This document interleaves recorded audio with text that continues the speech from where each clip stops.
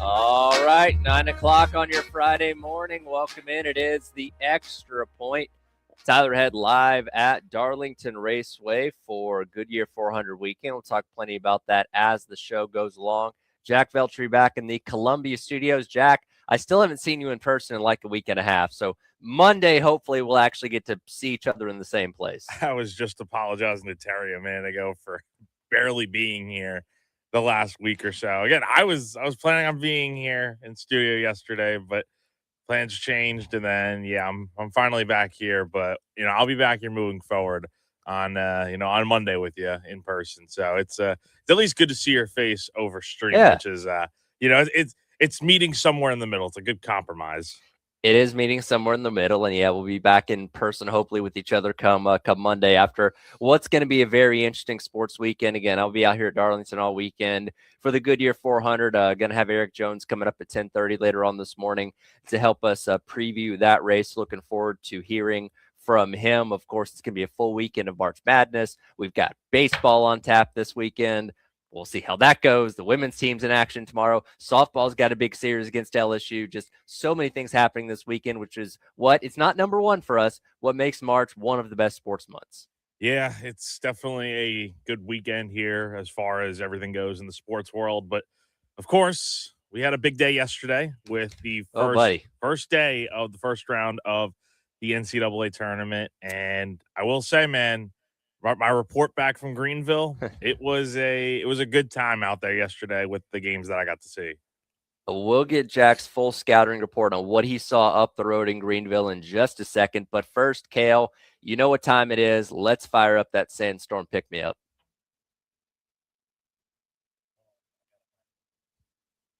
In just 1 second. Power of Live Radio.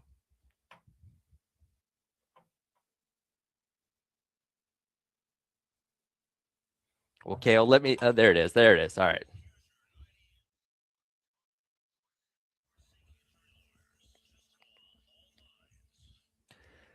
It is time for your 9 a.m. Sandstorm Pick Me Up, brought to you by South Carolina's largest injury law firm, George Sink Injury Lawyers. If you've been hurt in the car or at work, call George Sink now at 803 all nines. Yes, indeed. Yesterday was the beginning of the 2026 men's March Madness tournament, and we had a couple of games right up the road in Greenville. Jack, apparently you were offered tickets at the last minute. You skirted up there yesterday after we did an hour of the show. Where do you want to start here? Yeah, so I got a. I was talking to one of my buddies the other day, and I got invited to go out there. Now, of course, I had to pay for my own tickets and whatnot. So, but tickets were actually really cheap. I only paid, I think, $31 yesterday for the first session, which was the Ohio State TCU game to kick off the tournament, and then you had Duke and Siena playing later on in the afternoon. So I was there for the first session. Was not there for the back half of games last night, though I kind of wish I was there for that VCU UNC game. I know we'll get to that throughout the show.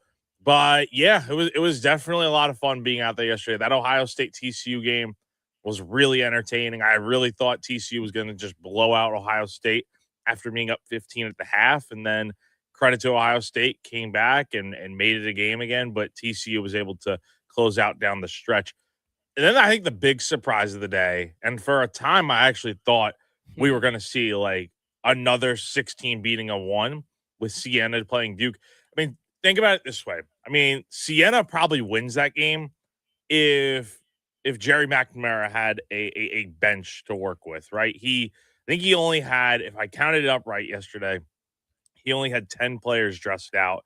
But because of how well Siena was playing, none of their starters came out of the game. And I think it got to a point late in that second half where Siena's still hanging on to the lead, barely, getting ahead of this Duke team that is just loaded from top to bottom. I think at some point the tiredness set in, the fatigue, and it's a lot to play 40 minutes. But credit to Siena, they played a really good game against Duke, gave them everything they had. And you hear Duke after the game talking about how they thought the game was going to be handed to them. They overlooked it. They didn't take it serious. Well, Siena was there to play, and they had a great turnout yesterday. We were sitting in the Siena fan section yesterday. So, I mean, and for those who don't know, Siena is in upstate New York. So it's definitely a trip to get down to Greenville. But they had a good turnout yesterday. It was a really entertaining game. And you probably fit right in with those fans then, right? Oh yeah, yeah. I was not wearing any green or anything or yellow, but yeah, it was really cool being over there yesterday. And look, that game was it started out exactly how a 16 needs it to start out, where they came out of the gate firing on all cylinders. What the lead at halftime was It was double 43, digits. yeah, 43 to 32. And it's one of those games like here's my philosophy when it comes to watching March Madness games in the first round, because there's so many games going on. I rarely will start watching a 16 versus 1 game at the very beginning because there's usually 3, 4 other games going on or whatever. But that's the score watcher, right? It's the thing. And I'm really glad. And I want to get in this a little bit. I'm glad they have the thing at the top of the screen that tells you active scores going on elsewhere, because when you're watching this, like, oh, okay, Siena's off to a lead, 5 minutes in, 10 minutes in. Oh, we're getting to halftime. Siena's up by double digits. Okay, now this game now has my full attention. And you're right. And I'll get to the clip here in a second. Duke clearly wasn't taking it seriously enough. They turned it on after the half. And again, the fatigue factor really set in. I get Jerry McNamara likes to ride with guys that he has out there in the court, but asking your entire team, a starting five, to play the 40 minutes was going to catch up to you at some point, and it eventually did. And obviously, we're talking about a team like a Duke that has the best player in the nation in Cam Boozer. He goes out there, gets 22 points, 13 rebounds. He played his best. Obviously, they got off to a slow start. They found a way to win, and I imagined it was not the most joyous locker room after the game, because they know they shouldn't have been in that tight of a contest. Probably not. By the way, I'm also a fan of the scores at the top of the screen. I know Barstool Sports, for whatever reason, is not. They had it taped over. Did you see that yesterday? Yeah, Yeah, and in their they little do gambling man cave. they do this every year. They always put out the article or tweet out something about, we need to get rid of this. Like, no, that's the great thing about it, because there's so many games going on at once. It allows you to keep up. And again, March Madness, and I get it now, YouTube TV, you can have the quad box and all that kind of stuff. I love the channel flipping aspect of it. Of going from one game to the other, flipping back and forth, maybe having 2 games on or something like that. But having that score box at the top of the screen, to me, is very important, because you can get a sense of what's going on when and when you need to flip over to other games. So I'm all for it. Never get rid of it. Thank you, CBS, True TV, TNT, whatever. That's another thing, is figuring out what games are on what channels, because the presentation's all the same, obviously. But yeah, I'm glad they have that all in line, so where we can keep up with it. Yeah, not everyone could have 10 TVs in a room and watch every game. Some of us just deal with the quad box on YouTube TV, and that's Yeah. it. But I mentioned it before, the late games yesterday out in Greenville. I was only there for the first session, and honestly, I got treated to 2 really good games. So I'm happy with that. I am, however, I think the best game in Greenville, though, was VCU rallying from a 19-point deficit to beat North Carolina last night in overtime. Some big free throws missed down the stretch. And Tyler, I want to get your take on this too, obviously, but I can't really say I'm surprised. Number one, I picked VCU in, I only made a few brackets, but I'm pretty positive I picked VCU in almost all of them. This North Carolina team just was not very impressive this year. They really have not, ever since they made the Final Four or national championship, I should say, under Hubert Davis in 22, that magical run as an 8 seed. They really have just kind of underperformed. They've been knocked out of the first round a few times under his reign, and now last night was another case of that. And I know they were missing Caleb Wilson, but he's been out for a while now, and there's no excuse to blow a near 20-point lead. And I gotta imagine that administration out in Chapel Hill is probably thinking long and hard about moving on from Hubert, because that was a poetic way for this season to end, and just what was a rough year for North Carolina by their standards. Well, and I think it's important to point out as well. Remember last year, let's be honest, they probably shouldn't have been in the tournament. They were the most controversial team that got in. I believe they were a first 4 team that had to play their way in that way. They got bounced in the round of 64. So they've not necessarily gone into the tournament with a ton of momentum. And then yesterday, yeah, to have a 19-point lead and then to blow it, which is the largest lead blown in the first round in NCAA tournament history. I believe it's the largest lead they've ever blown in their history when it comes to the NCAA tournament. And this is North Carolina that we're talking about. This is the blue blood of blue bloods. You're supposed to be the standard in college basketball, and you're getting bounced in the first round in back-to-back years. And I get it.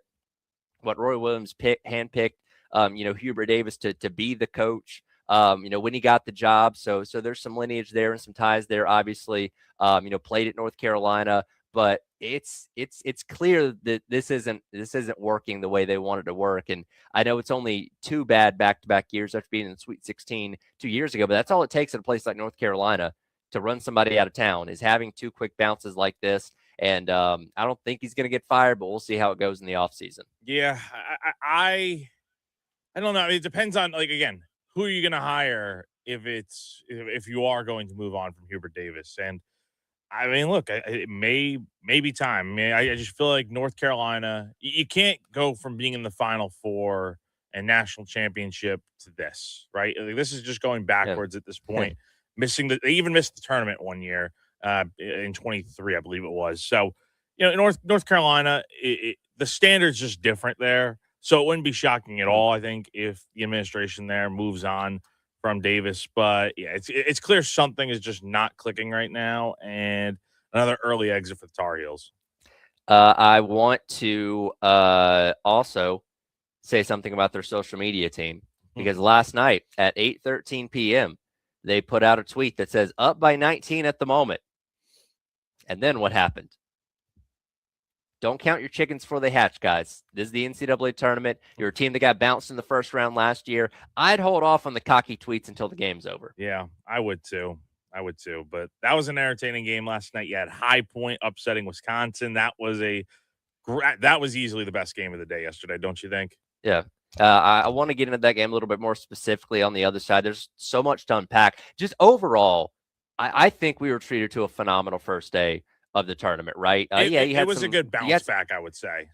It was a good bounce back. You had some games late in the day that were a little bit dull. Kale and I were just talking in the break there. Georgia, for the second year in a row, gets obliterated in the first round. That was one of the late games. I didn't stay up to watch Kennesaw and Gonzaga, but I know Kennesaw actually made that a pretty interesting game there in the late stages. But when you had the 12-5 upset with Wisconsin, you had VCU and North Carolina going into overtime, you had Siena scaring the crap out of Duke. Like, it really gave you a little bit of everything throughout that first day. TCU and Ohio State set the tone early with a good game that came down to the wire there early on. I think overall I would give that day, I'd give it a solid B plus, A minus. Where are you falling on this? I'm gonna go B plus, because it was a great first day.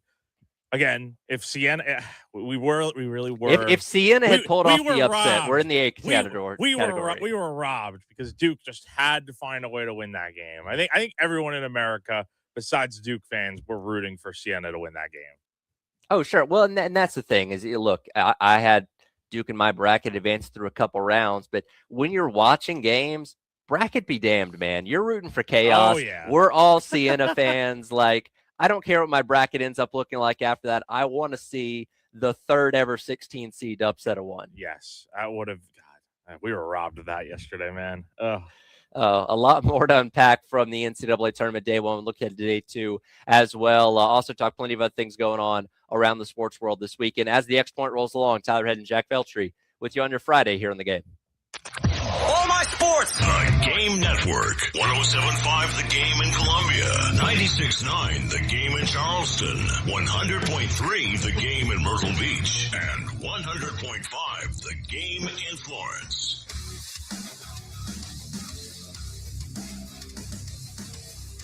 Everybody loves streaming till you have to pay for it. Just download the 107.5 The Game app and stream us for free. Broadcasting live from the Herndon Chevrolet studio. Herndon Chevrolet is your hometown dealer. Stop by today or shop online 24/7 at herndonchevy.com. Tyred here for our friends over at Twin Peaks. Yesterday, we were out there all afternoon long, taking in all that first round action. Saw a bunch of you listeners out there. We certainly appreciate you coming over and hanging out with us. And you can come hang out with Terry and Elijah today, once again, from 12 until 6 as the first round rolls on. And I'm not lying when I say TV as far as the eye can see. You can't look anywhere in Twin Peaks without seeing a television with great college basketball action going on right now in the first round.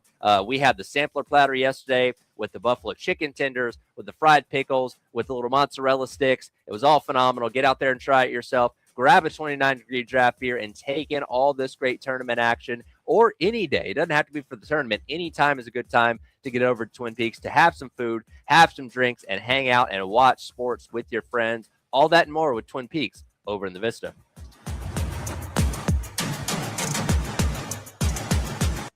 Hendrick. Why shop for a Chevy or GMC the way you always have when there's a better way? Shop the nation's #1 dealer group, Hendrick Chevrolet and Hendrick GMC. Thousands of car buyers across Columbia have switched to Hendrick for a larger selection, better pricing, and an easier buying experience. Plus, buy now but make no payments for 3 months. You don't have to shop the old way anymore. Experience the Hendrick difference. With approved credit, see dealer for details.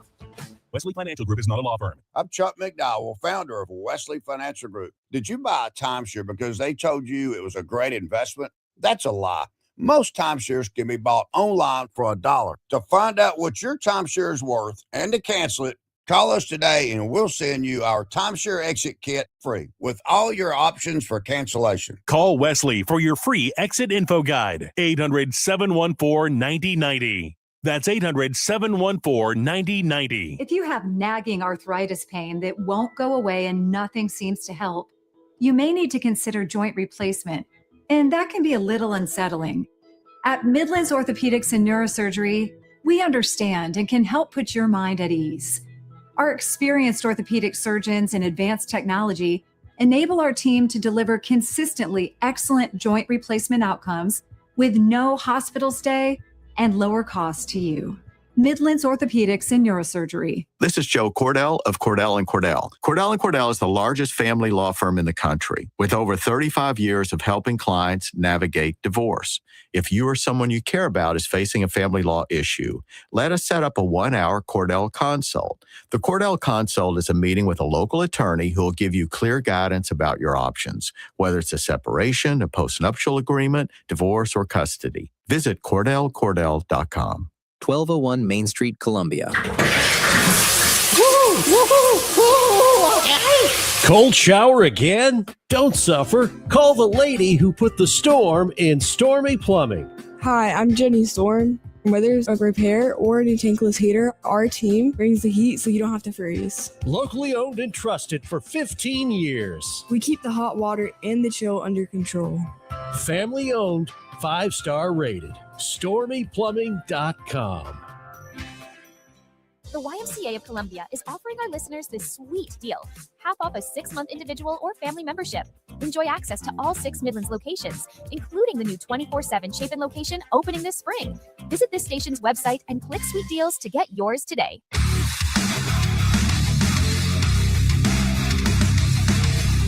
Everybody loves streaming till you have to pay for it. Just download the 107.5 The Game app and stream us for free.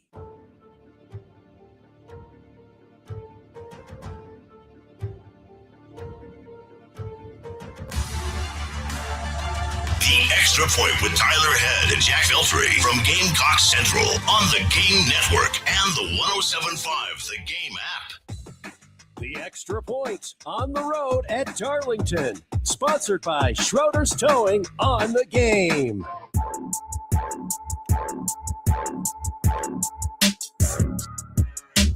I first said, what had you guys all out of sorts in that first half?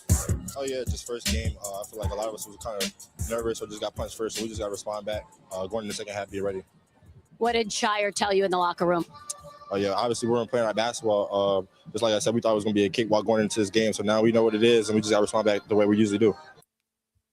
Welcome back in. It is the Extra Points Outhead live here at Darlington Raceway for a Goodyear 400 weekend, sponsored by our friends over at Schroeder's Towing. Jack Veltri back in the Columbia studios. That was the interaction between Tracy Wolfson and Duke's Malik Brown at halftime, where Duke was down by 11 points to Siena in the 16-1 matchup yesterday up the road in Greenville. And you know what? I appreciate the honesty from Malik Brown there, saying, hey, we thought it was going to be a cakewalk. We thought this game was going to be easy. They obviously made the adjustments at halftime, locked in. They went out there and dominated the second half, and obviously were able to pick up the victory. But if this had never happened before, right? If UMBC had never pulled their upset, if FDU had never done it a couple years ago against Duke, that's one thing. But you have, within the past decade, 2 instances of 16 beating ones.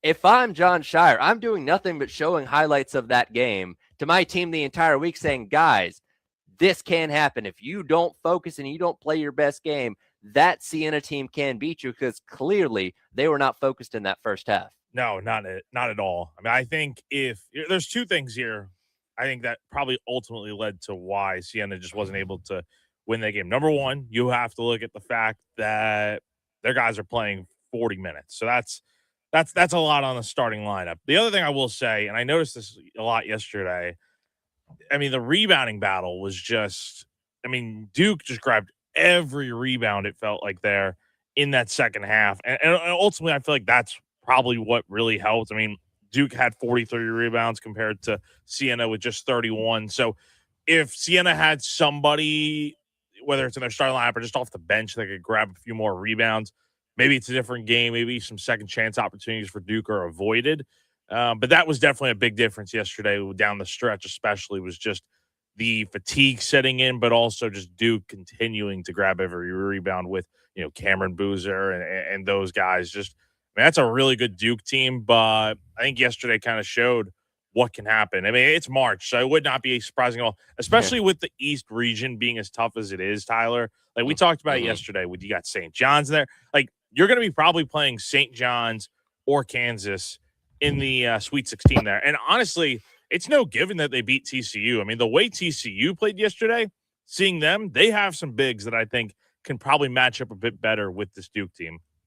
Well, that's the question, is, do you look at this as an indictment on Duke's vulnerability, or do you just think they just didn't take Siena seriously enough, and if they would have locked in and focused, this could have been a blowout? I'm going to probably take the option of they didn't take it serious, because you also heard Cameron Boozer, I think, in the locker room. I think I saw a clip yesterday of him talking about how, they thought it was going to be handed to them. And that's not something I personally would like to see admitted, but I appreciate the honesty, but it's not a good look, especially after going through the gauntlet of winning the ACC. Like, I understand maybe that they see as a 16 seed and they're going to take them a little bit more lightly, but you can't, especially knowing the history that 16 seeds have upset 1 seeds before.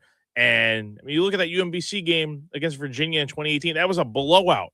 And that was a Virginia team that I believe was number 1 overall in the entire tournament. And UMBC was like the last, 16 seed to get in. So point is, you can't sleep on any of these games because it's March and you got to be taking it serious all the way through.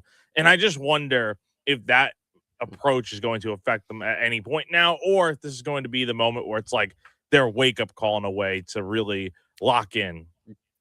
I could see the latter being the case. And again, this is a team that has done just about everything but win the national championship in John Shire's time so far, getting all the way to the Final Four a year ago. But yeah, it's a tough region to get out of there in the East. It's going to be interesting to see, again, if they can't get past TCU in the second round, and then if they match up with either St. John's or Kansas after that, how that ends up faring for them. Obviously, one of the best games of the day, the early upset of the day, was High Point picking up the win 83-82 over Wisconsin in a classic. It's insane that a 12-5 happens like every single year.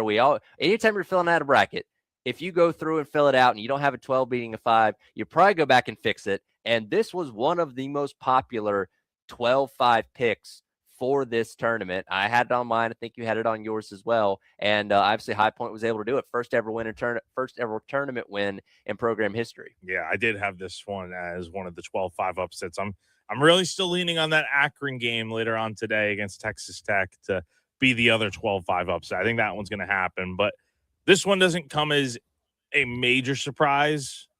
Maybe it's just the the localness of it because it's in the Carolinas, this team. But yeah, High Point, really good game for them yesterday out there in Portland against Wisconsin. And yeah, I mean, just a good game overall. And it's not even like Wisconsin played bad necessarily. They actually outshot High Point. They shot 48% from the field, 39% from three-point range, 92% from the free throw line. They did get out rebounded by 3, but overall, I mean, Wisconsin played rather well. It was just a few mistakes here and there, especially down the stretch there at the end. I think there was that block shot and that fast break on the other end to give High Point the lead for good. So yeah, I mean, that's what March is all about. I mean, High Point kept it close and eventually took the lead for good in the final seconds and made the plays when it mattered most.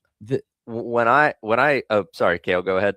This brings up my question for both of you guys. One, how many brackets did you guys make? Two, how are your brackets doing, or how is your best one doing? So I've only made one this year, and let me go through because I think I got 13 games right yesterday. I actually did pretty good. I made 2 biased ones, and then I made the rest of just to try to get as many as possible. I made the limit, which was 25. Okay, I got 12 of 16 right yesterday. So I'm looking at mine. So I think I made a mascot bracket, and then I want to say 3 or 4 online brackets, and then I actually did a paper bracket on the way to Greenville yesterday. You gotta have a good paper bracket. My number one, I have 2 that I've gotten 13 right, and those ones I picked UConn and Florida to win it all. Yeah, I've got a few wrong here. I don't even know. There's one bracket right now on ESPN Tournament Challenge that's at 85%, so it's not terrible. The mascot bracket, as you can imagine, is quite literally just falling apart right now, but that's the beauty of it. And I'm really relying on Akron to go all the way so Zippy can win the mascot bracket. But that's the thing with March Madness, man. The brackets automatically just fall apart after day one, unless you're like one of the 10,000 now that still has a perfect bracket through day one. You shouldn't make a bracket with the expectation of it being perfect because the odds of that are like winning the lottery. It's probably never, ever going to happen. It's just seeing how little damage can be done through the first couple days, right? Yeah. I mean, it's more impressive, I think, just to make it through the first 2 days of this tournament, because after that, it's a crapshoot after that with getting everything right. But yeah, man. Well, it's about making sure you're like Elite 8 and Final 4 teams don't get bounced in the first round. If you can keep your heavy hitters going deep into this thing, then you're fine. Yeah. And I mean, if Duke had ended up losing that game yesterday, I think I would say almost 99% of America probably is done in terms of their brackets being perfect. Who do you guys have winning it all? I got Florida. I've been on that train for like 2 months. I think I've had a bracket with like mainly it's Houston, Duke, and Florida, but I'm kind of sticking with like I kind of like Houston to win it all this year. I just think losing that national championship game last year, they've got a good squad. They get to go through Houston for the second weekend, assuming they can make it through Texas A&M coming up here tomorrow. But I think Houston's got a really good chance, especially since they'll have to play like a Florida or Duke at some point down the road. I think that's the only thing Kelvin Sampson hasn't done at this point in his career. Yeah, I mean, at some point it's going to happen for Houston, right? You would think. I don't know. Some coaches retire without ever getting it, but it's been fun to watch nonetheless. Well, as the men's tournament's gotten rolling, the women's tournament gets rolling today. South Carolina will be in action tomorrow. We'll dive into the Gamecock women's first round matchup coming up next as we continue on with the Extra Point. I'm live at the Darlington Raceway. Jack and Kale back in the Columbia studios on your Friday here on The Game. Wow, what a play.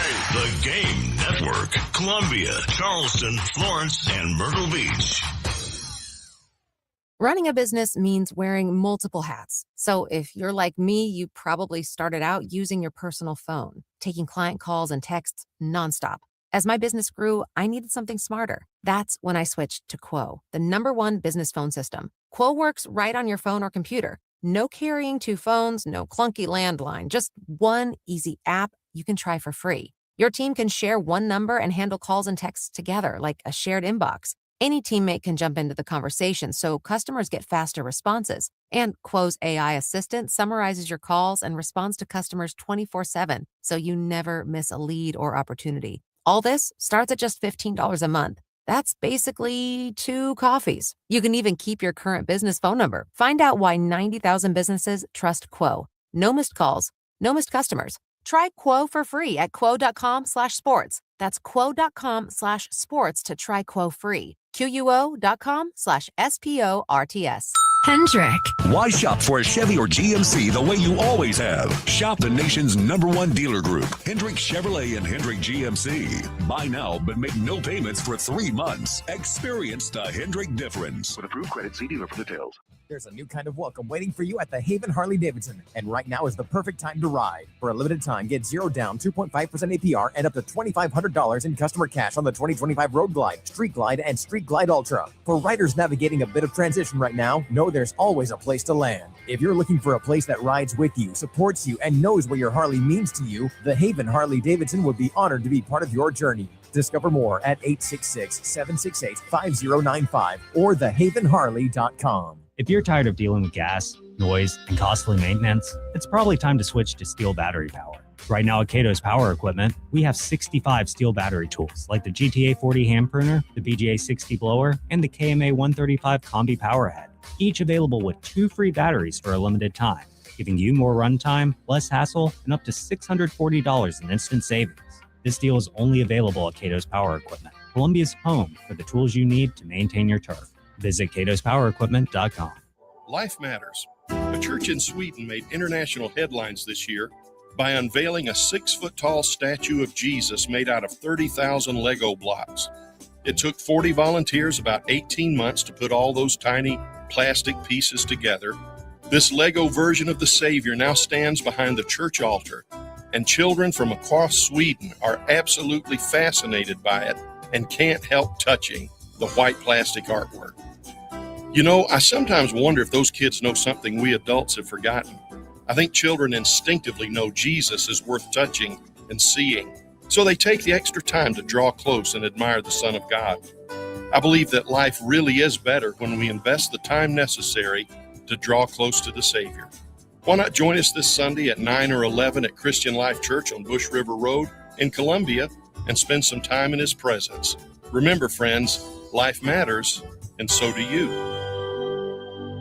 Hey guys, it's Jay Phillips for the Men's Clinic. You're not feeling like yourself as you get older? You're wondering why? Don't wait for it to change or go away. Instead, see Dr. Dan Balknight and his team at the Men's Clinic. You'll have a one-on-one consultation that gets to the root of the issues and gets you back to feeling like you used to. No such thing as a one-size-fits-all treatment at the Men's Clinic. Call them up for a free consultation, 803-875-MENS, and learn more online at themensclinicsc.com. Explore the world with the 31st Annual Columbia International Festival, April 18th and 19th at the State Fairgrounds with free parking. Experience over 100 national exhibits, cuisines from around the world, an international bazaar, a global fashion show, an Olympic-style flag ceremony, and performers from around the globe. Now partnering with the SC250 Revolutionary Discovery Center. For tickets and more information, visit cifonline.org. That's cifonline.org.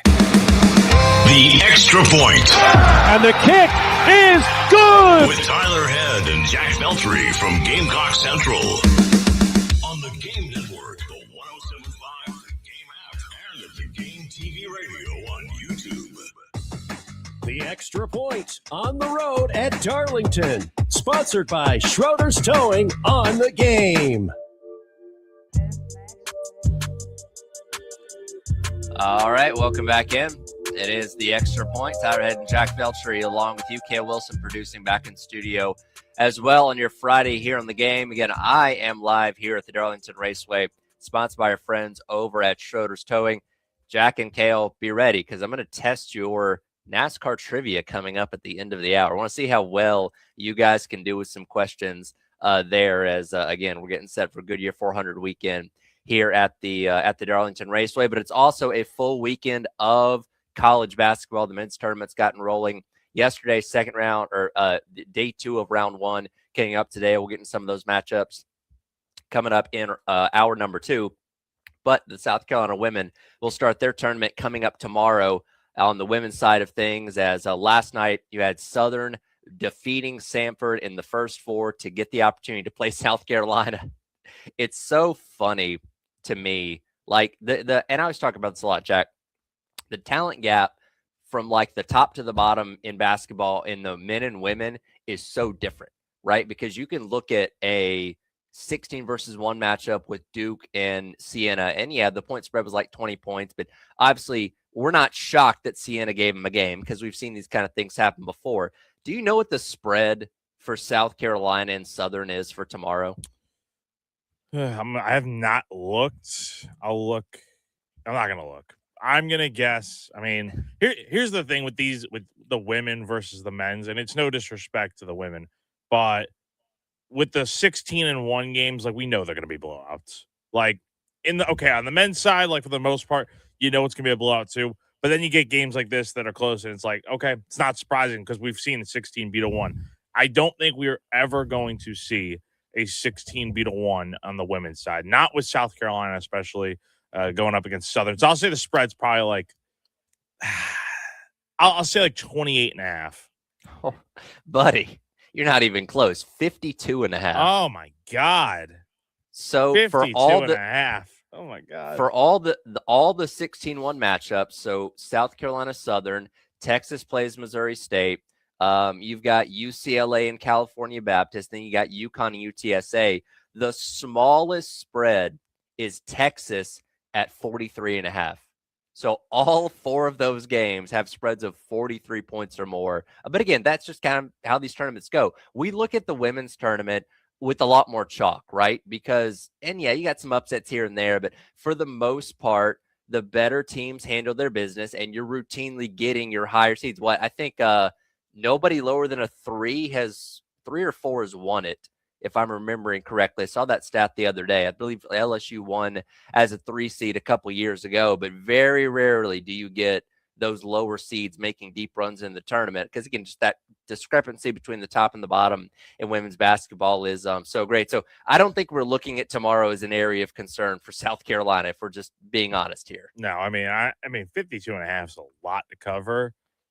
It wouldn't shock me if that were the case, especially being at home. And that I think that's the other thing with these first round games, Tyler, is that, you know, I mean, the men are playing at a neutral site, so you never know what can happen there. But, you know, the women, you know, South Carolina's at home at CLA tomorrow. So it should be a blowout. I mean, we should be coming in here on Monday morning talking about just an absolute, you know, blowout in, you know, at CLA on Saturday. And assuming they win tomorrow, they will get the winner of Clemson and Southern California, who also play tomorrow, coming up sometime on Monday. Bill and I talked about this yesterday, and we got a lot of blowback from people. So I want to pose this question to both of you. Is it wrong to hope that Clemson wins tomorrow so South Carolina can obliterate them on Monday? Because they already beat them handily in the regular season, and we would assume that would happen or hope that would happen again on Monday. Is it wrong to hope Clemson wins tomorrow to be able to see that matchup in CLA on Monday? Or is it just like, hey, we just want Clemson to lose every single game? Because a lot of people are in that boat. I mean, just honestly, just from a pure tournament standpoint, I think Clemson's probably the better matchup for South Carolina, just because they do have that previous matchup of obliterating them. And South Carolina and Southern Cal met earlier in the year in that battle of the SC, who's the real SC challenge or whatever the heck it was, out in LA earlier in the season. So, I mean, they've seen both these teams this year, won both those games.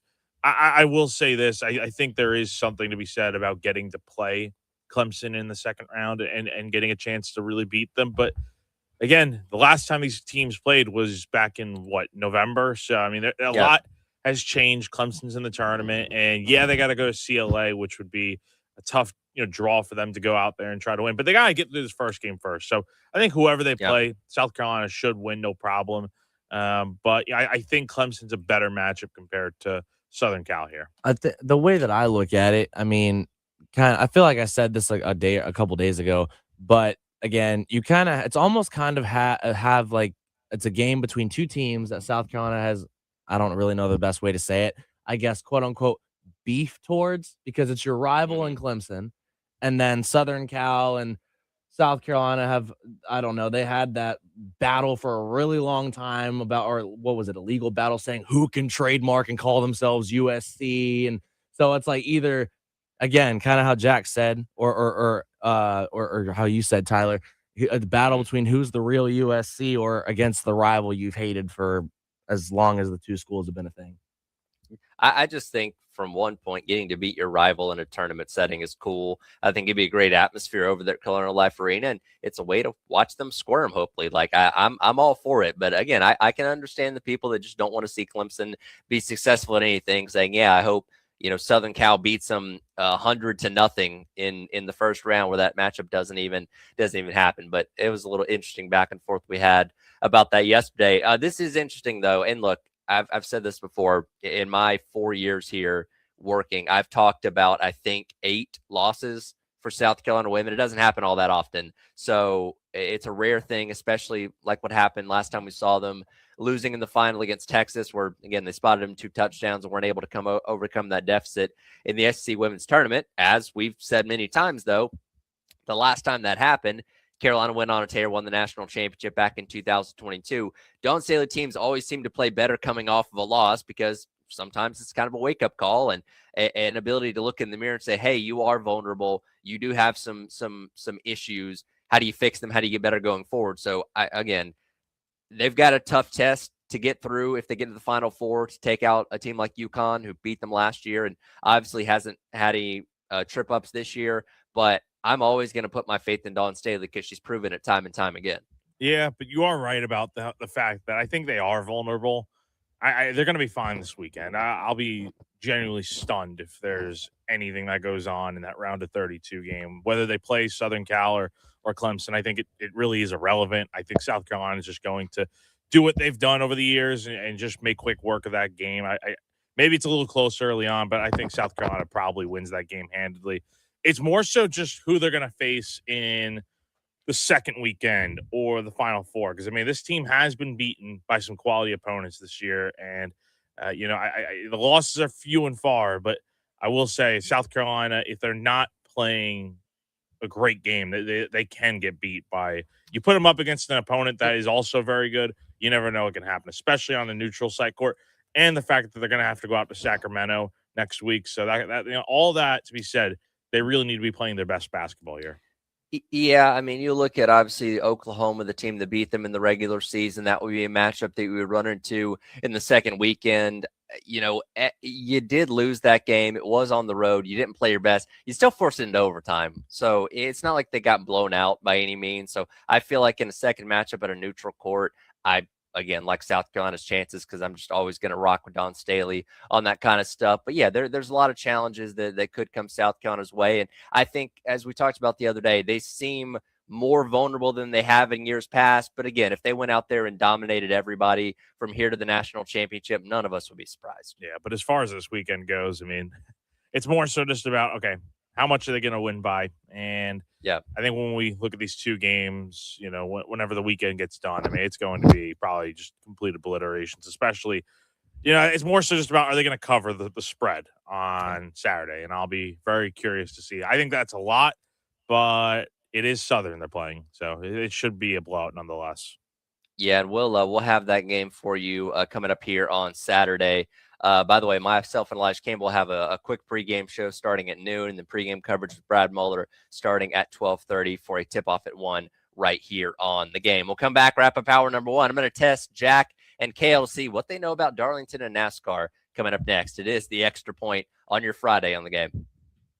All my sports. The Game Network. 107.5 The Game in Columbia. 96.9 The Game in Charleston. 100.3 The Game in Myrtle Beach. And 100.5 The Game in Florence. Powered by Integrated Media. The Game TV. Sponsored by Shepherd's Glass. For auto, home, and commercial glass. ShepherdsGlass.com. In Chafin and West Columbia. The Game TV. Sponsored by Shepherd's Glass. This is a West Luka has taken over again. Luka Doncic erupted for 60 points last night to lead the Lakers to their 8th straight victory, a 134-126 win over the Heat. On the second night of a back-to-back, Luka was unstoppable, dropping 39 of those 60 points after halftime, drawing MVP chants from the Miami crowd. That's big time. I'm Drake Toll.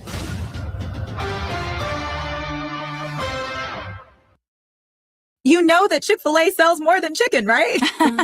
Hello, my name is Jaleesa, and a little thing I love about the Chick-fil-A sausage, egg, and cheese biscuit is how it's all of my favorite breakfast items in one good bite. That fluffy egg, that melty cheese with that perfectly grilled sausage. It just gives you that warmth, that comfort food that you love. It is the best possible option for a classic breakfast. Comfort is calling. Order a Chick-fil-A sausage, egg, and cheese biscuit with Simply Orange Juice on the Chick-fil-A app today. Real guests paid for their testimonial. During Lowe's Pro Savings Days, the job works in your favor. My Lowe's Pro Rewards members buy more and save more on materials they rely on every day. Get up to 25% off select molding when you spend $1,000 or more, and up to 25% off Pergo Evercraft laminate flooring. Put Pro Savings Days to work for you. Members get more at Lowe's. Valid through 3/27. Selection varies by location. While supplies last. Loyalty program subject to terms and conditions. Visit the Pro Desk or Lowes.com/terms for more details. Subject to change. Do you have 3 ex-wives and your current trophy wife wants a life insurance policy 3 times the size of the policies you had to purchase for your previous mistakes? If so, you need to call Big Lou at Term Provider, 800-859-3220. Big Lou is intimately familiar with your problems, and if you're 50 to 60 years old and in reasonably good health, a $1 million policy should only cost about $100 to $200 per month. Big Lou may have a solution for your previous policies as well. You may even save enough money to lighten the load on your new $1 million policy. Remember, call Big Lou. He's like you, except he's only on number 2. Call Term Provider at 800-859-3220. That's 800-859-3220 for $1 million in term life insurance that you can live with. Call Big Lou at 800-859-3220. 800-859-3220. Workdays can be unpredictable, but your workwear shouldn't be. With the Cintas Apparel Plus program, you'll have freshly laundered garments for everyone on your team delivered every week. Cintas has workwear for just about any job imaginable, with high-performance fabrics and an uncompromising fit that stretches and moves with you. Don't leave looking and feeling good to chance. Visit Cintas.com. Oh, I'm ready! And get ready for the workday. Progressive knows that for business owners, vacations hit different. But hey, at least you finally took a vacation. And look at that. You only answered 53 calls, 84 emails, onboarded 1 new hire, and covered for Chris while he's out on paternity leave, and you did it all from a kayak. Because you, my friend, know how to relax. All right, you may not know how to take a day off, but you do know both your personal and business auto insurance needs can be covered in one place with Progressive. So at least that's relaxing, right? Progressive Casualty Insurance Company and Affiliates, not available in all states or situations. The Extra Point. And the kick is good! With Tyler Head and Jack Beltry from Gamecock Central on the Game Network, the 107.5 The Game app, and at the Game TV radio on YouTube. The Extra Point on the road at Darlington. Sponsored by Schroeder's Towing on the Game.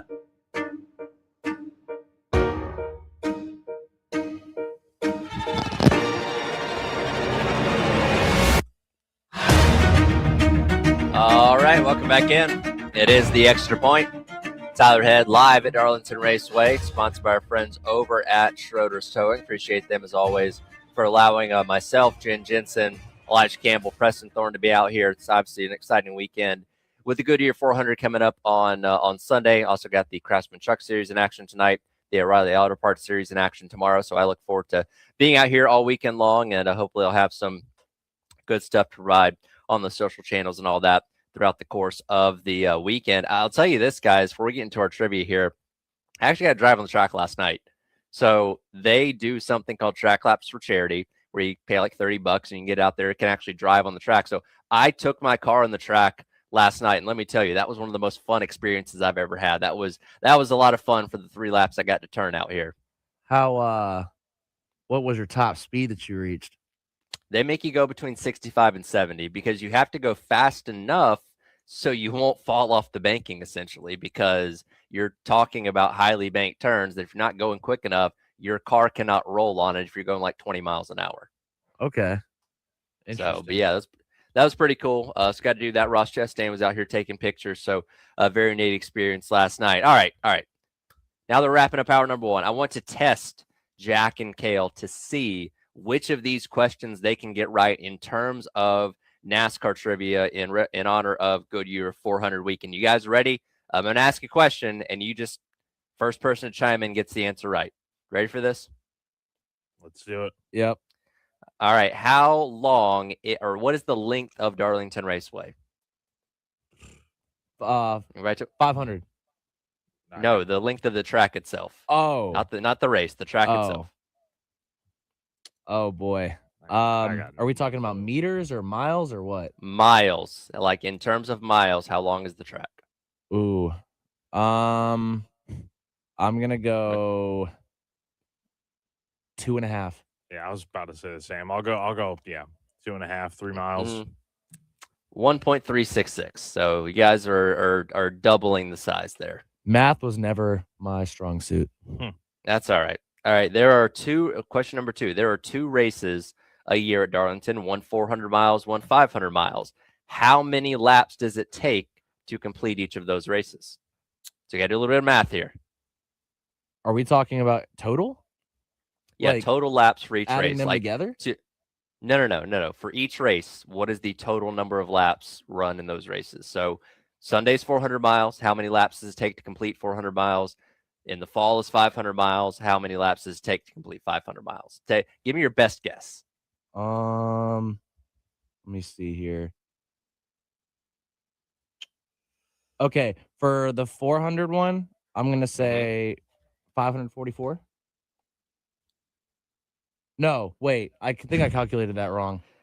I got a calculator on my phone here, dude. The number of laps is going to be lower than the number of miles because the track is over a mile. I'm gonna go 375. Ooh, very close for the 500. Actually, 500 is 367. So you're pretty close on that. Okay. Want to take a guess at 400? Yeah. Let's go. I'm gonna say 294. I'll go 274.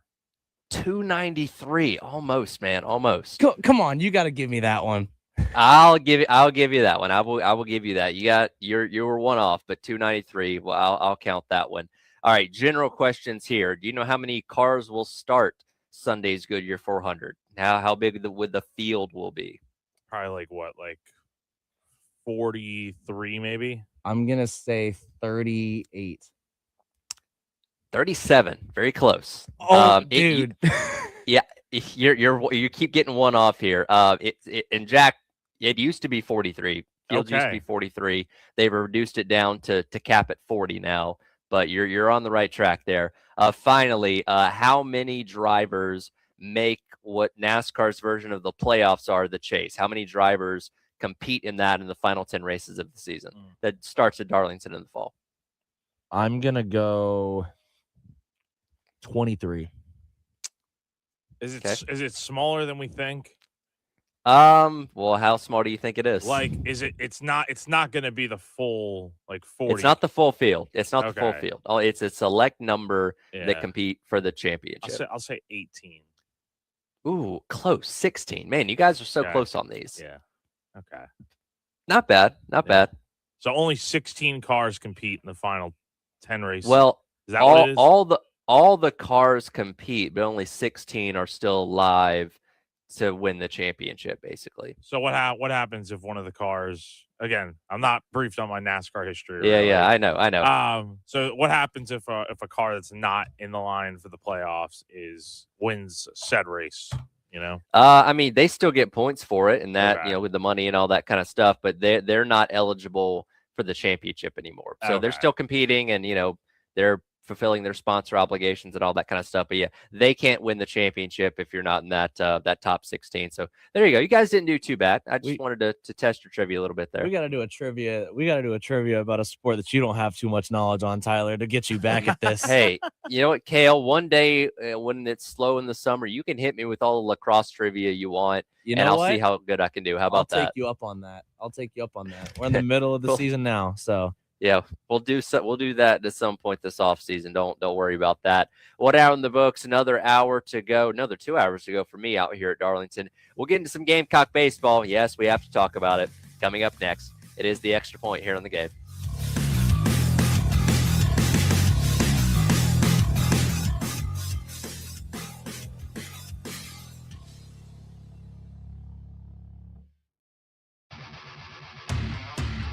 Broadcasting live from the Herndon Chevrolet studio. Herndon Chevrolet is your hometown dealer. Stop by today or shop online 24/7 at herndonchevy.com.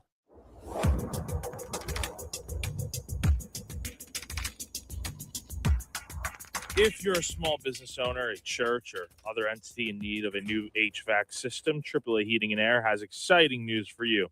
AAA now offers financing to qualified organizations to aid them in installing a new light commercial HVAC system. It's as easy as calling AAA Heating and Air for a quote or finding them online at callAAAtoday.com. Tell them Jack from 107.5 The Game sent you on over. At AAA Heating and Air, they have got your back. They're offering up to 12-month payment plans on repairs with no credit check required. That's right. No need to worry about your credit score. As long as you're a homeowner with a valid bank account, you'll be good to go. Take control of your comfort today by giving a call to AAA Heating and Air at 803-677-1500. Yeah, the number to call AAA Heating and Air is going to be 803-677-1500. Give them a call today and breathe easy again. There's a new kind of welcome waiting for you at the Haven Harley-Davidson. And right now is the perfect time to ride. For a limited time, get 0 down, 2.5% APR, and up to $2,500 in customer cash on the 2025 Road Glide, Street Glide, and Street Glide Ultra. For riders navigating a bit of transition right now, know there's always a place to land. If you're looking for a place that rides with you, supports you, and knows what your Harley means to you, the Haven Harley-Davidson would be honored to be part of your journey. Discover more at 866-768-5095 or thehavenharley.com. Taxes was waiting on the refund you needed yesterday. All right, your car repair is going to run about $3,000. Ugh. Now Taxes is getting back on the road with TurboTax and Credit Karma, where you can get your refund up to 5 days faster and get personalized guidance to take every dollar further. Now this is Taxes. Intuit Credit Karma with TurboTax. Deposit a federal refund into Credit Karma Money account and early submission of refund data by IRS required. Terms apply. Banking services provided by MVB Bank Inc. Member FDIC. Credit Karma is not a bank. Powered by Integrated Media. The Game TV. Sponsored by Shepherd's Glass. For auto, home, and commercial glass. ShepherdsGlass.com.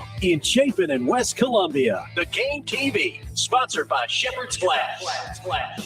Some things are meant to be together. Perfect pairs. The combos we all know and love.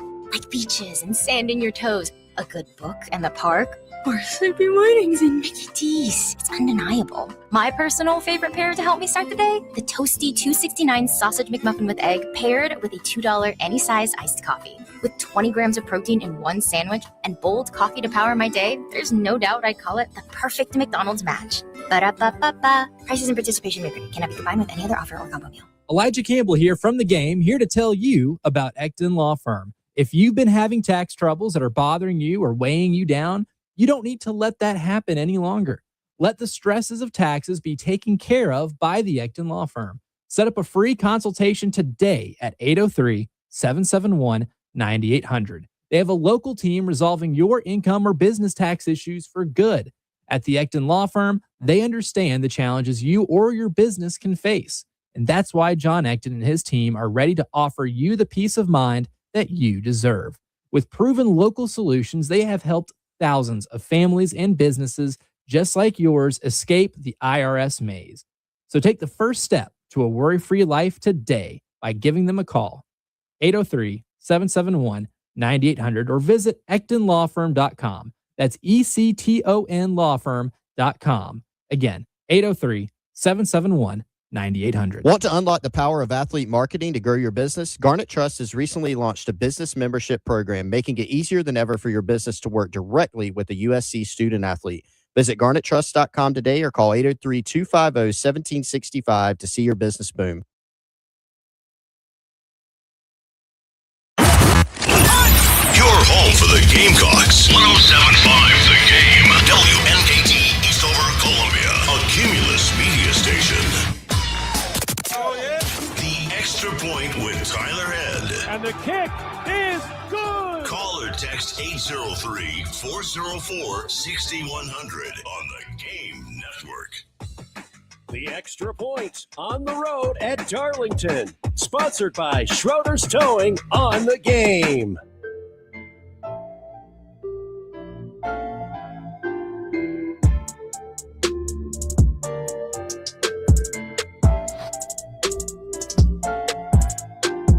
All right, welcome back in. Hour number 2, Extra Point. Tyler Head, Jack Felcher, Cale Wilson hanging out with you on your Friday here on the Game. Again, I'm live at Darlington Raceway here for Goodyear 400 weekend. Eric Jones, driver of the number 43 car for Legacy Motor Club, going to be joining us at the bottom of the hour to get his thoughts on Darlington and the weekend that does lie ahead. But it's going to be a very busy weekend for Jack Veltri over at Founders Park. Thankfully, you don't have to drive 2,000 miles in the next week. You can actually stay closer to home this time. But you're going to be out there this weekend for the series. Number 4 Arkansas comes into town. And, you know, like last week, we broke down the matchup between Carolina and Florida and where advantages and disadvantages are. This weekend is not about the battle between South Carolina and Arkansas. It's about the battle between South Carolina and itself. And again, they can pitch well, they can't hit well. In games where they can hit well, they can't pitch well. I don't know what to expect this weekend. My hopes aren't very high. I'm not expecting much, just to be quite frank. I just don't see this season going any better. And it's only going to, I think it's only going to get worse before there is anything that gets better, because you got Arkansas coming in this weekend, then you're going to Georgia next weekend, another top 10 team. Then you're welcoming in Texas. I think they're ranked number 2 in the country right now to begin April. Like, it is going to be really tough. Not to mention next Tuesday, you're going to play North Carolina, top 15 team in Charlotte. So the schedule is brutal. That's why you had to find a way to win those first 2 games against Florida, because you probably should have won game 1, but you couldn't get a hit to save your life. And then on Saturday was the same deal. You had plenty of chances, but just could not get the big hits. And, you know, I really don't know what to expect this weekend, because Arkansas has got a good pitching staff. They've obviously got Gabe Gackle, the guy that threw I believe he's the guy that threw the no-hitter out in Omaha last year in the College World Series. So, you know, that's going to be really tough going up against a guy like him on tonight. You know, none of these guys for Arkansas, their strikeout to walk ratios are just so good. Like, you got Gabe Gackle, 31 strikeouts to 9 walks. You got Hunter Dietz going tomorrow, 42 strikeouts to 8 walks. And then you have Colin Fisher on Sunday with 36 strikeouts to 5 walks. So these guys are going to pitch well. They're going to rack up their strikeouts, and it's up to South Carolina to hit the pitches in the zone. We know how much they like to be aggressive at the plate and swing at pitches and not work walks. So we'll see what that means for this weekend, but you have to be able to score runs, especially against this pitching staff. I mean, it's going to be really tough. Well, and one thing that's been a constant for this season so far is the constant shuffling of the lineup. Last night in Carolina calls, Coach Maneri, this will be cut number 4 here, Cale, talked about continuing to try and figure out what lineup works best for them when it comes to the offense. Derek, what I've done throughout this season in the first 20 games of the year is basically given everybody a chance, you know, all the position players. And some have excelled, like a young man like Will Craddock. What a great story he is. Here's a freshman. And, yeah, he's special. He's a special kid. And he was going to be in the lineup on opening day, and he strained an abdominal muscle, and it kept him out for about a week or so after the season began. But ever since he's been put in the lineup, I mean, he's been tremendous. He's been outstanding in every way. some guys, they just emerge, and then other guys, they struggle. And what you hope for as a coach is that it makes it easy for you in that there's 9 guys that just stand out, and these are the guys that you should run out there every day. But some of the guys that we recruited that have hit everywhere they've been have just had a slow start to the season. And, so they've been a little bit in the lineup, out of the lineup, in the lineup, and out of the lineup. And that's a hard way to play baseball. If you go into a game saying, I got to get 2 hits to be in the lineup tomorrow, you put a lot of pressure on yourself, and it's just a hard way to play. So sometimes as a coach, you just have to bite the bullet and say, okay, these are the guys I believe are the best 9 for us, and we're going to line up with them, and we're going to go for it. And that's pretty much what I decided the other day, we sat as a coaching staff after we got back from Gainesville for a couple hours one morning and just talked everything through, and felt like that lineup we put out there the other night was the best chance. Jack, what is the best option at 1 through 9 at this point in time? We've seen so many different combinations, so many guys shuffling in and out, so many guys moving up and down the lineup. Is there a right answer? Have we figured that out at this point? No, clearly Paul Mainieri has not figured it out because, and look, I understand wanting to run different guys out, but it's SEC play now, man. At some point, you just got to go with your best 9 and call it good. I don't think this constant shuffling in the lineup does you any good because and he brought up an interesting point there. Like, yeah, there's probably guys that think like, oh man, I gotta go 2 for 4 tonight, so I'm in the lineup the next day. Like, if I'm a player, I have no idea what to expect day in and day out. Like a guy like Bo Hollins, he gets 2 hits the other day against Florida, and he's not in the lineup the next 2 games. It's like, what is going on? And now I understand, Paul, he does tend to bench guys when they don't do something right. Like we saw, Bo miss a bunt on a safety squeeze, or he didn't really take an attempt at it. And I think that's probably why he got benched, after that in that next game, because he had 2 of South Carolina's 4 hits. So you just never know what you're going to get with the lineup. Like tonight, I'm expecting a completely different lineup. I think at this point, the lineup has only been the same twice this year, and that was in the first weekend of the season. So as far as what the best lineup looks like, I think you got Thomas LeCroy at catcher. I think first base, I would probably say Bo Hollins, even though he hasn't hit good at all this year, 170. I think Will Craddock at second base, shortstop, KJ Scobie, third base. Dawson Harmon's not really doing much either. I'd probably just say him. And then left field, you got Ethan Lozama. Center field's going to be Tyler Bach. And then right field, I guess Patrick Evans. I mean, it's not really this lineup should be so, and then DH Logan Sutter. This lineup should be so much better than what it is right now. But as a team, you're hitting 260. You've hit 27 homers this year. You've struck out 167 times. You got 79 walks. This team just offensively really has been underwhelming this year. And a lot of these guys are just simply underperforming. Like Dawson Harmon's hitting 211. Ethan Lozama's hitting 208. Tyler Bach's hitting 254. I think you expected more out of these guys, but I have to imagine the constant shuffling in the lineup every game. It's like, and I don't think Paul does this, but I feel like sometimes it just feels like when these lineups are put out, it seems like it's just put into a name generator, spits out the lineup, and it's like, all right, we're rocking with that. That's just what it feels like, seeing the differences in the lineup every single game. And it's fine to play different players, but at some point you got to figure out who your best guys are and just roll with it. You bring up an interesting point a moment ago where these guys don't know where they're going to be day to day, and Mainieri kind of having a quick trigger at times in terms of moving guys in and out of lineup for one mistake. The Hollins thing with the bunt when Sutter got picked off at first base a couple weeks ago. And I almost wonder if that's a contributing factor as to why we're seeing so many errors in the field, because these guys are trying so hard not to mess up. And, if you're trying so hard not to do something, sometimes you end up doing that exact thing. Just in the past week alone, you had the Patrick Evans drop pop fly against Florida. Same thing with Scobie the other night. Tons of things going wrong in the field. Missed pickoffs at first base. Like, when you're trying so hard not to mess up, sometimes you mess up. And I wonder if Mainieri's super strictness with just pulling pulling guys in and out for making one mistake is causing these guys to I guess try too hard at times, and that's forcing them to make even more mistakes. This just looks like a team to me that does not have fun. It just does not feel that way at all. And I think that's more of a reflection of how the head coach's attitude towards winning and losing has been.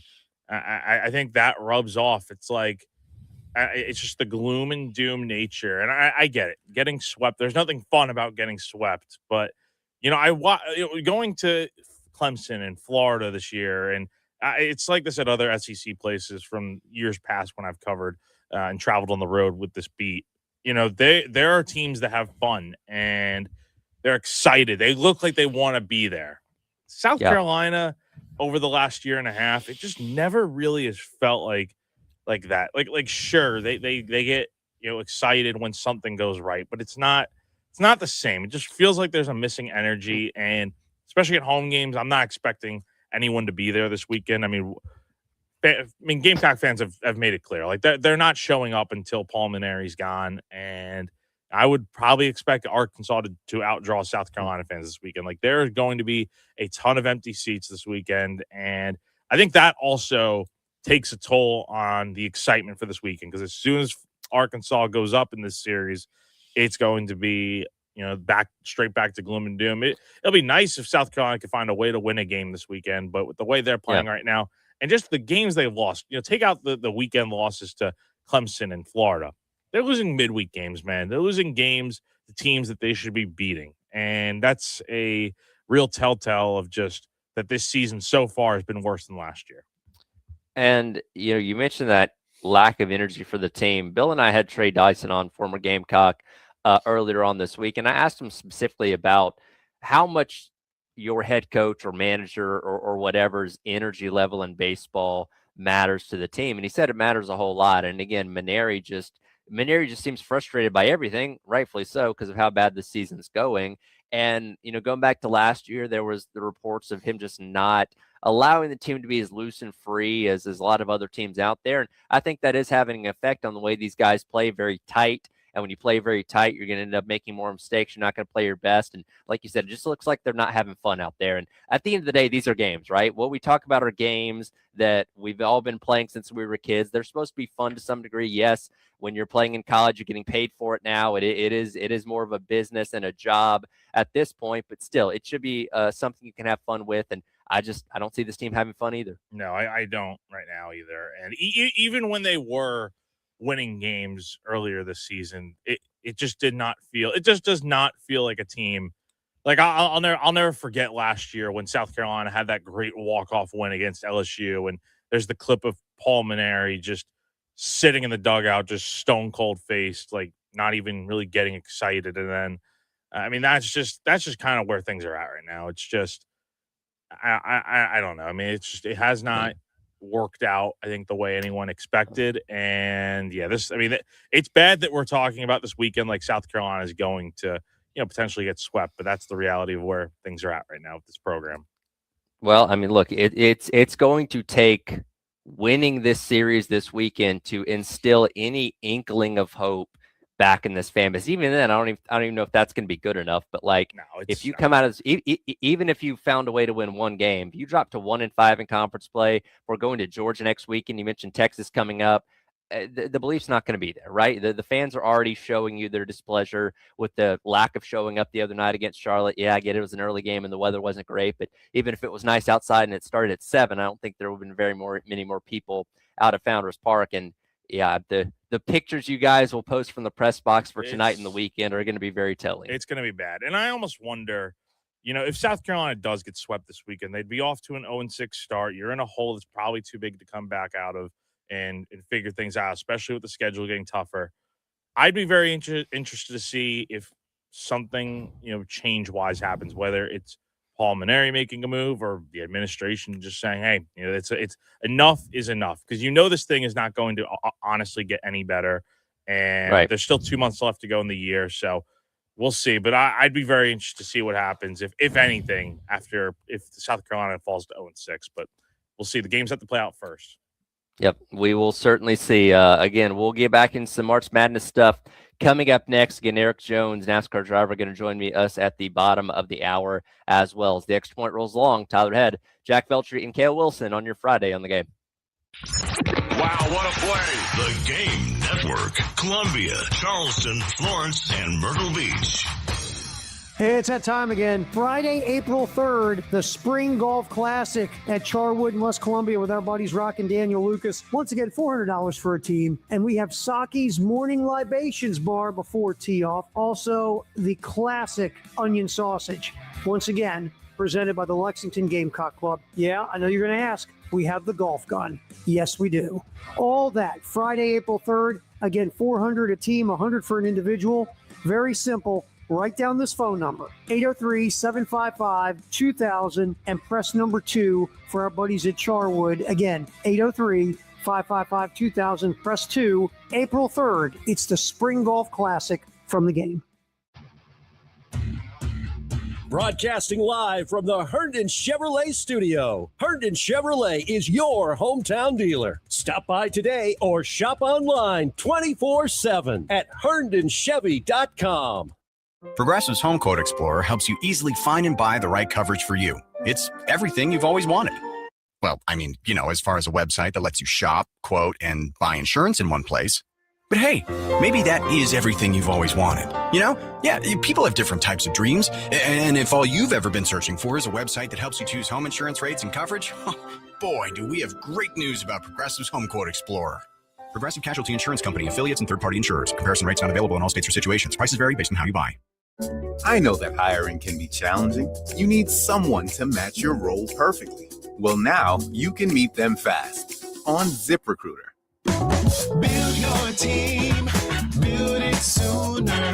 Meet your match on ZipRecruiter. Just head to ZipRecruiter.com/free right now to try it for free. That's ZipRecruiter.com/free. Meet your match on ZipRecruiter. Try it free. Do you have sagging, soft, or bouncy floors in your home? Well, this could be a sign of rotten wood caused by moisture in your crawl space. Damaged wood in your crawl space can affect your home's foundation, and that can affect your home's value, and nobody wants that. Say goodbye to sagging floors and hello to a stable foundation. Contact Canty today for your free inspection at 803-424-8380 or visit cantycanfixit.com. At Cato's Power Equipment, we pride ourselves on the relationships we build with you and with your lawnmower. Right now, you can own a Toro Time Cutter or Titan Zero Turn with payments as low as $100 a month and 0% financing for qualified buyers, plus plenty of great financing offers for all credit scores. Now through April, Cato's will include a free 5-year extended warranty pack backed by our Master Service Repair Center, because the tools you need to maintain your turf should come with the support you deserve. Come shop at Cato's Power Equipment, family owned since 1984. Hey guys, Wes Mitchell from Gamecock Central here to make sure your business and property parking lots are kept available from any unwanted cars taking up your spots with Schroeder's Towing. For instance, you're coming in hot to the game studios for your show and you park next door in an unauthorized lot with signage that was provided for free from Schroeder's Towing. Next thing you know, the show is in the books and your car is out of the lot. It really is that simple. That's a true story. Call Schroeder's today and keep those unwanted cars out of your lots. Online at schroederstowing.net. Just dial pound 250 and use the keyword tow truck. Schroeder's Towing, the best and fastest hookers in town. Learning to drive, getting married, the birth of your children. These are the life-changing events you remember your whole life. I'm Jason Reynolds. A serious injury changes your life too, in a very different way. I'm Stephen Samuels. At the Samuels Reynolds Law Firm, we get you. We can't erase the injury or change the past, but we can get you through the pain and anxiety and help you on to a brighter future. We get South Carolina because we're true South Carolina. Samuels Reynolds. True injuries, true lawyers. 803-779-4000. Looking for a dealership that treats you like family? Come to Herndon Chevrolet, where we've been proudly serving Lexington and the Midlands for over 50 years. Whether you're shopping for a new or pre-owned vehicle or just need expert service, you'll find it all right here. Shop online anytime at herndonchevy.com or stop by and see why Herndon Chevrolet makes you smile. Herndon Chevrolet, Herndon makes you wanna smile. Smile. This is Joe Cordell of Cordell & Cordell. Cordell & Cordell is the largest family law firm in the country with over 35 years of helping clients navigate divorce. If you or someone you care about is facing a family law issue, let us set up a 1-hour Cordell Consult. The Cordell Consult is a meeting with a local attorney who will give you clear guidance about your options, whether it's a separation, a postnuptial agreement, divorce, or custody. Visit CordellCordell.com. 1201 Main Street, Columbia. Oh, yeah. The Extra Point with Tyler Head. And the kick is good. Call or text 803-404-6100 on the Game Network. The Extra Point on the road at Darlington. Sponsored by Schroeder's Towing on the Game.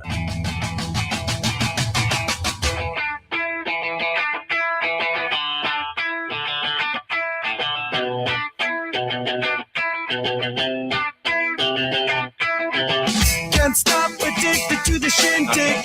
Chop top, it says I'm gonna win big. Choose not to like. Welcome back in. It is the Extra Point. Tyler Head live at Darlington Raceway. Here on your Friday on the Game. Again, Eric Jones going to be joining us here in about 10 minutes. Driver, the number 43 car for the Legacy Motor Club.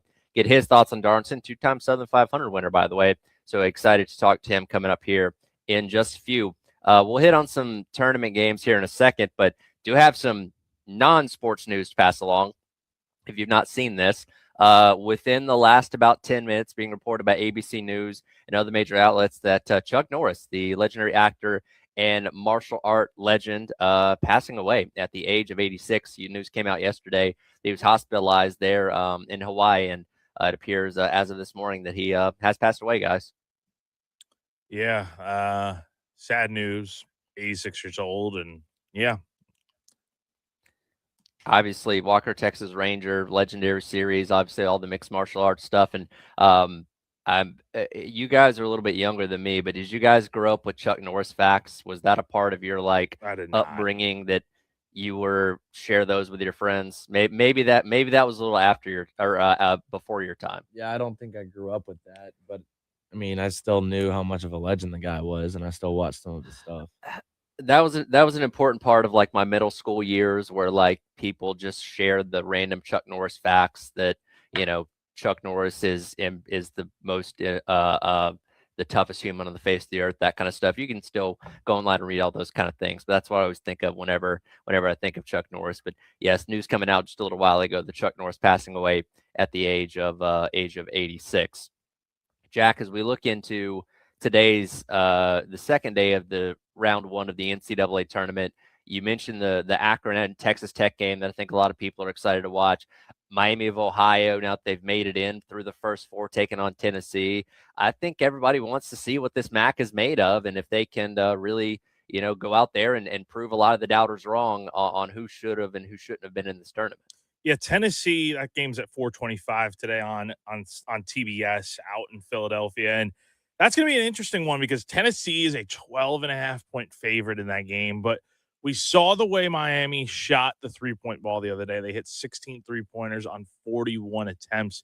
If they're doing that today, they should have a great chance. I mean, they should have a great chance to beat anyone if they're able to do that. Now, Tennessee's a good team, but Tennessee in March under Rick Barnes, you never know. And I think this one, a 6-11 game, definitely has upset written all over it, especially just because Miami's not your typical 11 seed. Like, they were undefeated during the regular season. They've proven they're a good team. They beat SMU the other day. And I think they're playing into the doubters card the right way here and so far in this tournament. And we'll see if they can go on a little bit of a run. But, yeah, they're getting Tennessee today as a double-digit point underdog.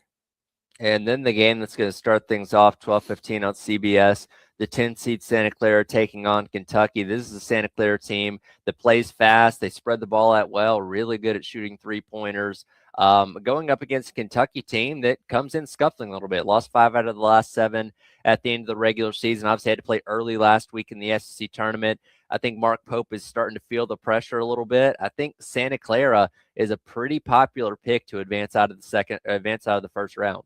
I do have Santa Clara winning in my brackets. I mean, I maybe have Kentucky winning in one, but I'm just not really sold on Kentucky going on a deep run this tournament. Like, yes, Kentucky is favored by 3.5 today. ESPN gives them a 72% chance to win. But, yeah, this Santa Clara team can cause some problems for them. So it would not really shock me at all. I mean, just it's been a weird year for Kentucky. And by their standards, I mean, 21-13, that's just not good enough for a team that was playing on day one of the SEC tournament. So we'll see. Yeah. But I think this one, a 7-10 matchup, definitely could be an upset here. Going to be fun to watch those games coming up today, and as we advance through into the second round coming up later this week. And I mentioned Gamecock baseball a moment ago. As we head into this break, I do have 2 family 4-pack tickets right now for callers number 3 and 4 for tonight's game over at Founders Park. Again, 803-404-6100. 2 family 4-pack tickets for callers number 3 and 4 right now for tonight's game against Arkansas. Eric Jones, NASCAR driver, joins us on the other side as the Extra Point rolls along here on the game.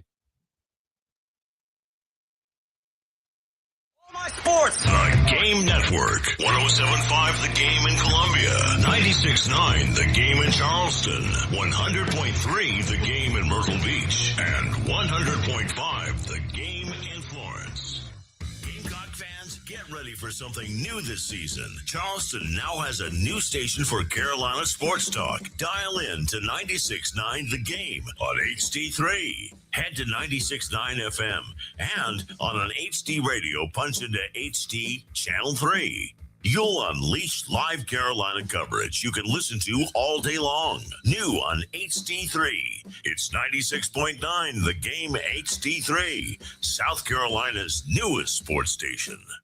We've been here 30 years, 30 Christmases in this house, and we have the traditions that most families have. That's Terry talking about her experience with Rhino Shield ceramic coating. We did Rhino Shield 14 years ago, and the house still looks the same as the first day. Rhino Shield really worked with me to help me get just the right nice soft yellow, and it's 14 years later, and it's the same color. The main reason Terry called Rhino Shield is because Rhino Shield is backed by a 25-year warranty. It just sounded wonderful that we could have the house coated with Rhino Shield and not have to worry about it again for 25 years. Take it from Terry. Give Rhino Shield a call at 833-RHINO-99. Call now and receive 15% off the regular price. Or go to RhinoShieldCarolina.com. There have been neighbors that have come by and said, "Did you just have your house painted?" Because they wanted to know who the contractor was. And I said, "No, it's actually Rhino Shield." Call now, 833-RHINO-99 for your 15% off. Or go to RhinoShieldCarolina.com.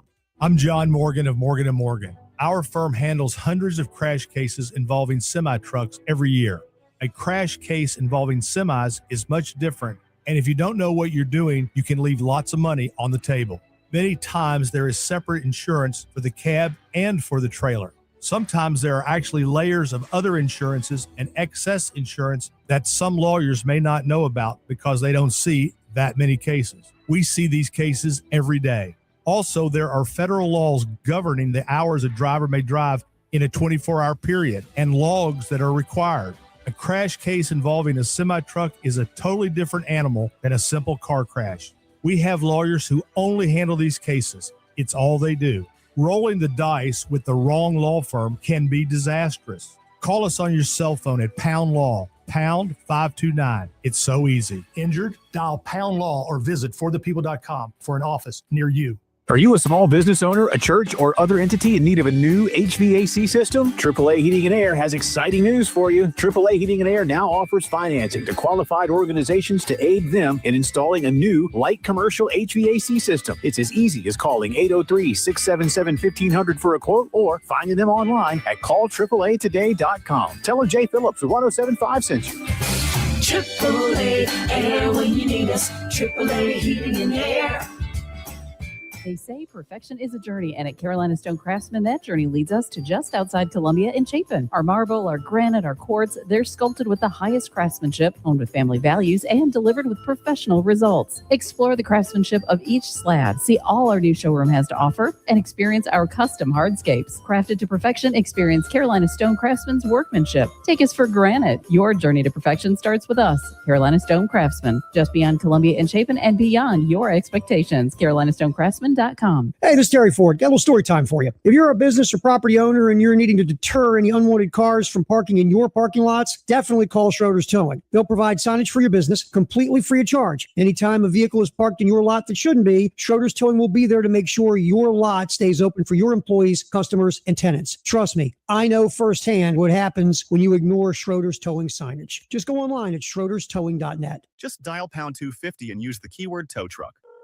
Schroeder's Towing, the best and fastest hookers in town. Want to unlock the power of athlete marketing to grow your business? Garnet Trust has recently launched a business membership program, making it easier than ever for your business to work directly with a USC student athlete.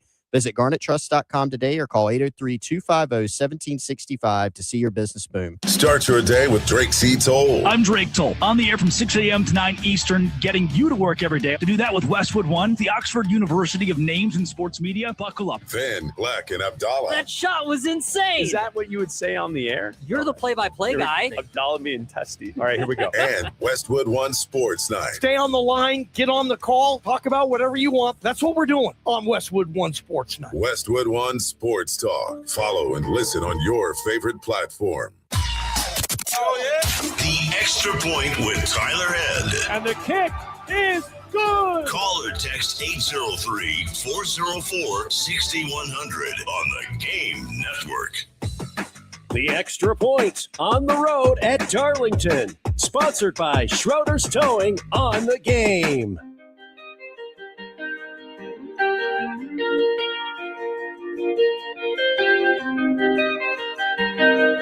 All right, welcome back in. It is the Extra Point. Tyler Head along with you here on 107.5. The Game getting ever closer to Goodyear 400 weekend coming up at the Darlington Raceway. And joining me now to preview the weekend on the AAA Heat and Air phone lines is driver number 43 Toyota Camry for Legacy Motor Club, that being Mr. Eric Jones. Eric, appreciate you taking the time. How are we doing today, man?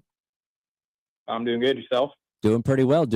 Excited to have you on. Excited for Darlington weekend ahead. Before we get into that, I always mean to ask drivers this. How many of these kind of like radio media hits do you guys do over the course of the year? Because a lot of races, you guys are busy from February all the way to November.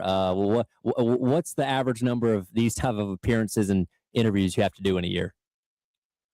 Over the year, that's a good question. I don't know. I feel like there's probably it's got to be probably 50 or more, 50 to 75, somewhere around there, I would guess. But leading into the race weekends here and there, and so yeah, we always stay pretty busy with it. Any of just the basic, what's it like turning left type of questions or dumb things like that?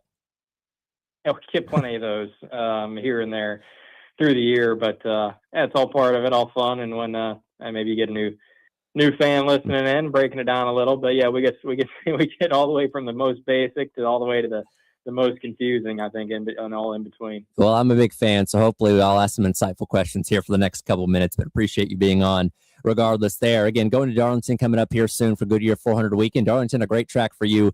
2 Southern 500 victories to your credit, so I know you're always probably a little extra excited to get to the track that's too tough to tame, right? Yeah, always. I think we always have it marked down as a group to get there and kind of a bright spot in our season. So, the spring race tends to be quite a bit different than the fall, but, looking at it as, for myself, obviously it's been a good track, but for our company, it's been a good track too. We ran 3rd and 4th there in the fall race last year. So, I think all of us kind of mark it down and keep it high on the list for tracks that we're excited to go to. And as a driver, always look forward to getting there as well. You brought up the difference between the spring and the fall. Are you aware of the difference in your average finish between those two races since you've been in the Cup Series? Probably pretty big. I don't know. Maybe it's not as big as I think, but I feel like I know I run better in the fall, but the spring one is always tougher, but I don't know the answer. You're averaging a 9.7 average finish for the fall and a 16.7 in the spring. So you're doing significantly better. It's kind of weird because, it's more grueling, longer race, obviously in the fall. Yeah, you just, for some reason, the spring race has been your bugaboo. Hopefully we get that figured out this year. Yeah, it goes definitely right along with what I was mentioning. Just it is a totally different race, and it may be different this year. The dates changed a little bit.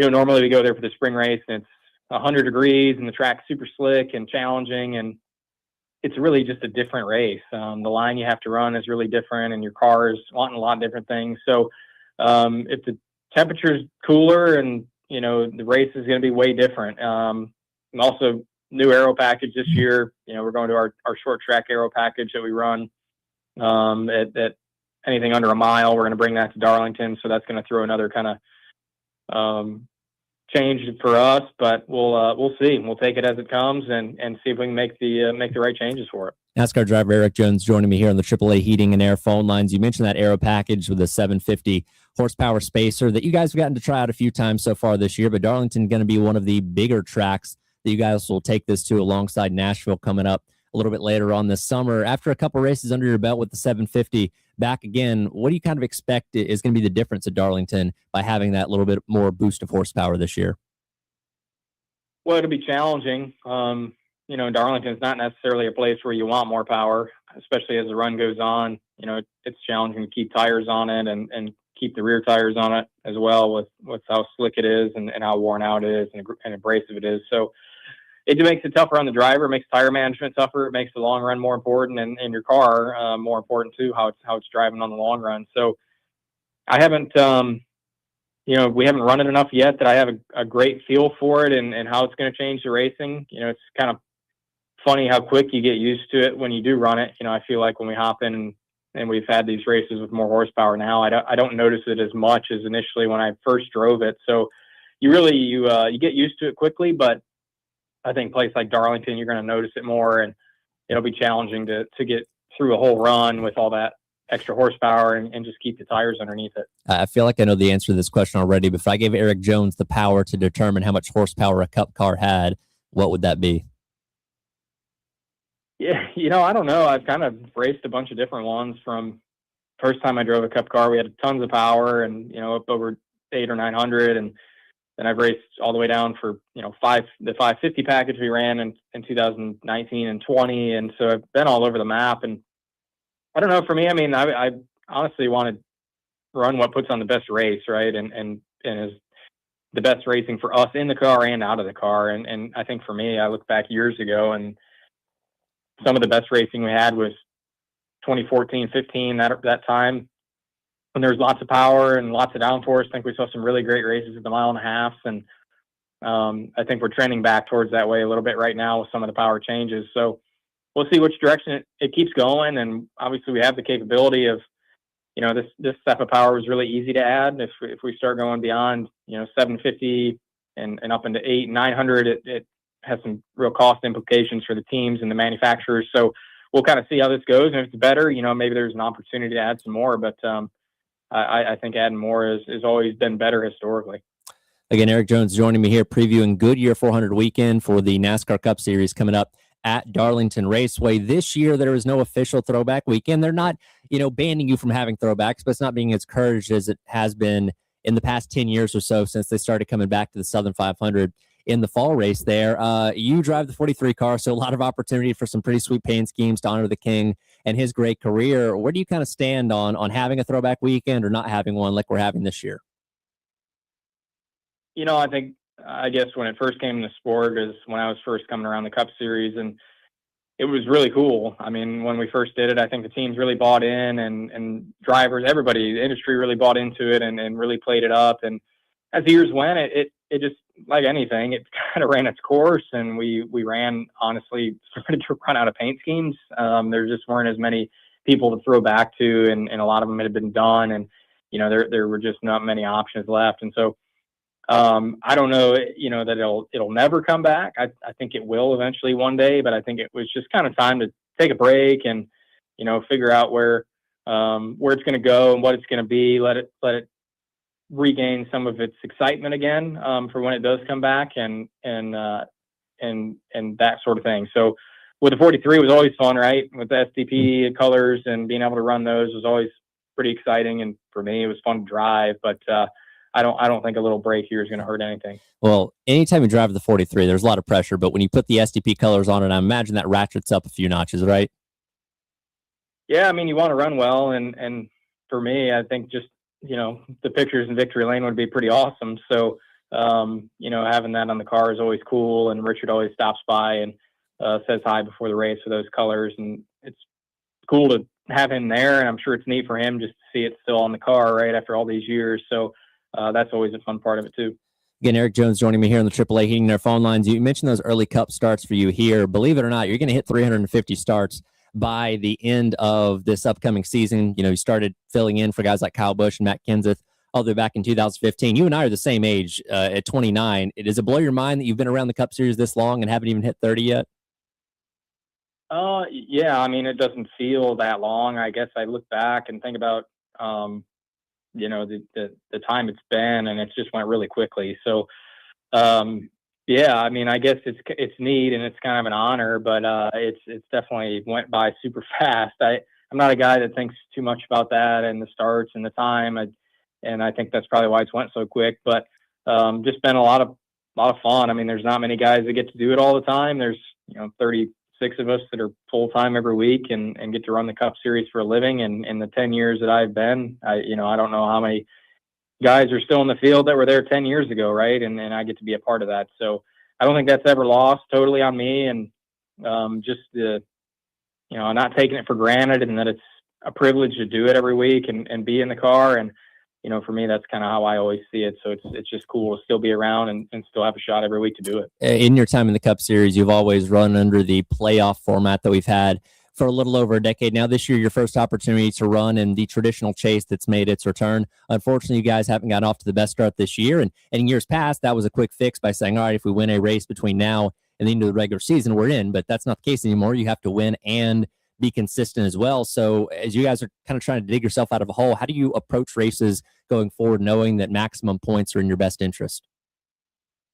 We got to grind it out. No mistakes from my end, from the team, from anybody. No mechanical failures, no penalties, no wrecked race cars. I mean, everything's got to be really, really strong for these next couple of months, in my opinion, to be honest. So a lot of traditional racetracks that we're going to that we can control our destiny, pretty well here. And if we can have a month and a half of some stage points and some good finishes, I mean, we're right back where we want to be. So it's not fun when you're in a hole at all, and it makes for a long stretch with no mistakes, which is never easy because the being perfect is it's not totally always attainable. So we're going to work hard and kind of patch up all the little things we've had go wrong. I don't think anything that we've had happens a lack of effort. It's just a combination of things that haven't went well. So we'll keep grinding, and we've got 33 more races here to make it a lot better than what it is right now. A couple more minutes here with Eric Jones, NASCAR driver, previewing Darlington weekend coming up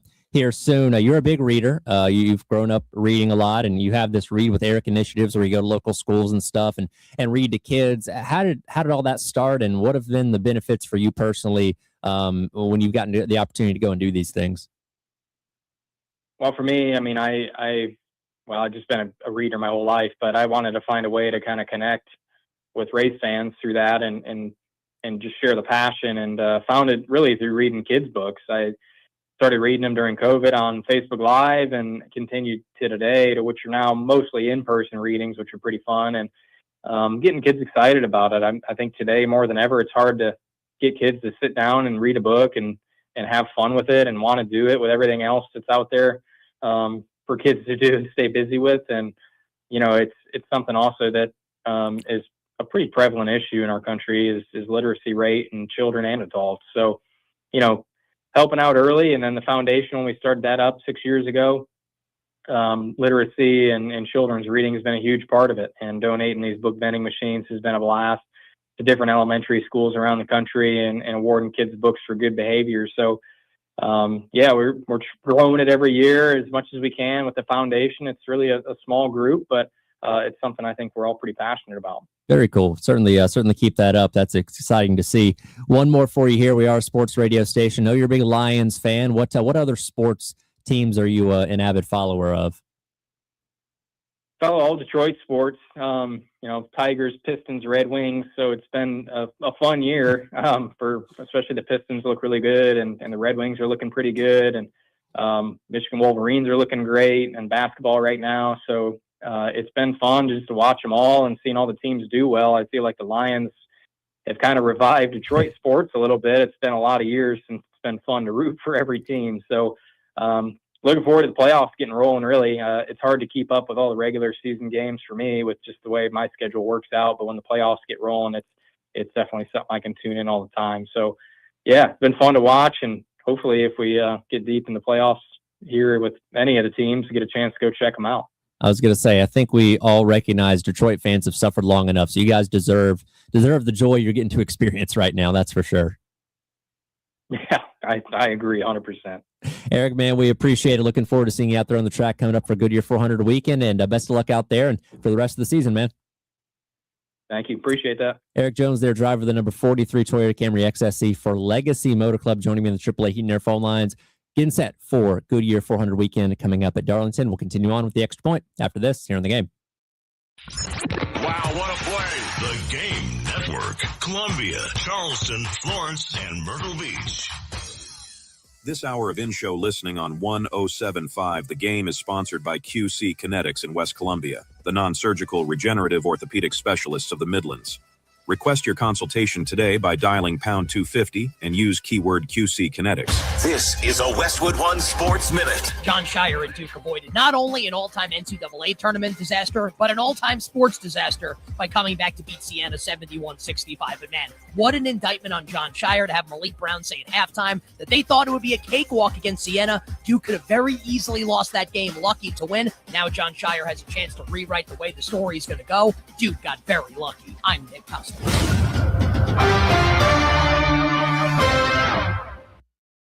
I'm Boomer Esiason. My mom died from cancer. She was only 37 years old. She didn't have life insurance, and that was devastating for my family. That's why having life insurance is so important to me. Ethos makes it fast and easy. Get a quote in seconds, apply in minutes, and get same-day coverage. You can get up to $3 million in coverage with no medical exam. Get your free quote at ethos.com/play. That's ethos.com/play. Paid spokesperson. Time spent on application may vary. Online health questions required. Febreze. New Febreze Air Mist has 50% more odor fighters and up to 30% more fragrance than the old formula. So now you can take on 100% more stinky odors, like sweaty gym bags, greasy cooking smells, and the after effects of the dog rolling around in something. Just spray, and new Febreze Air instantly restores just clean freshness. Smell you later, odor. Breathe happy Febreze. La la la la la. Do you have sagging, soft, or bouncy floors in your home? Well, this could be a sign of rotten wood caused by moisture in your crawl space. Damaged wood in your crawl space can affect your home's foundation, and that can affect your home's value, and nobody wants that. Say goodbye to sagging floors and hello to a stable foundation. Contact Canty today for your free inspection at 803-424-8380 or visit cantycanfixit.com.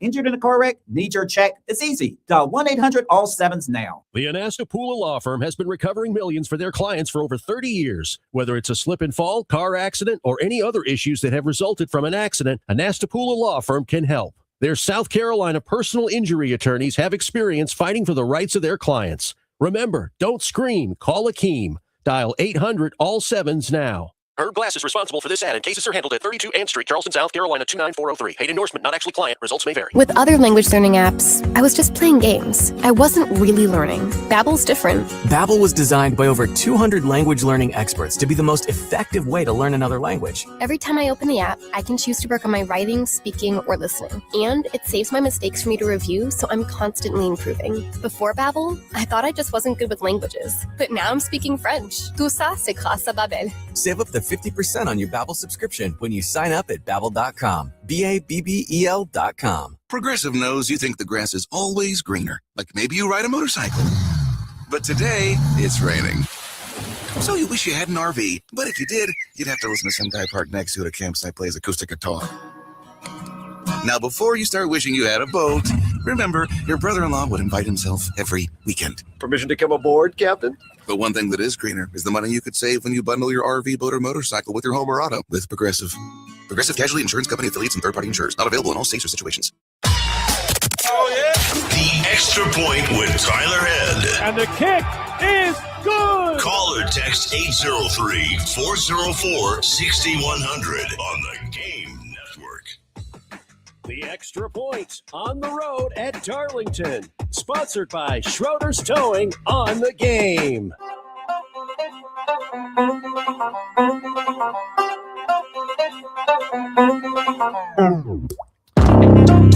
All right, welcome back in. It is the Extra Point. We're wrapping up hour number 2.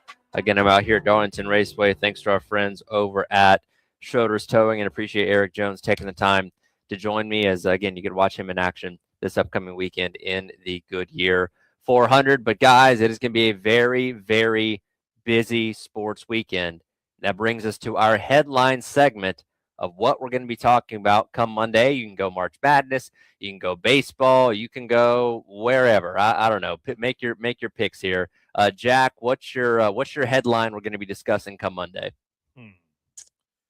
Let's see. I think we're going to get a pair of double-digit seeds going to the second weekend. Now, Who is that going to be? Well, you got High Point playing against Arkansas in the round of 32 tomorrow night. That's a potential option. You got Texas going up against Gonzaga tomorrow night as well. I'm honestly looking to see what Miami, Ohio is going to do, and Santa Clara. I think those are probably the big ones. Texas A&M going up against Houston, VCU going up against Illinois. So there's some potential for that.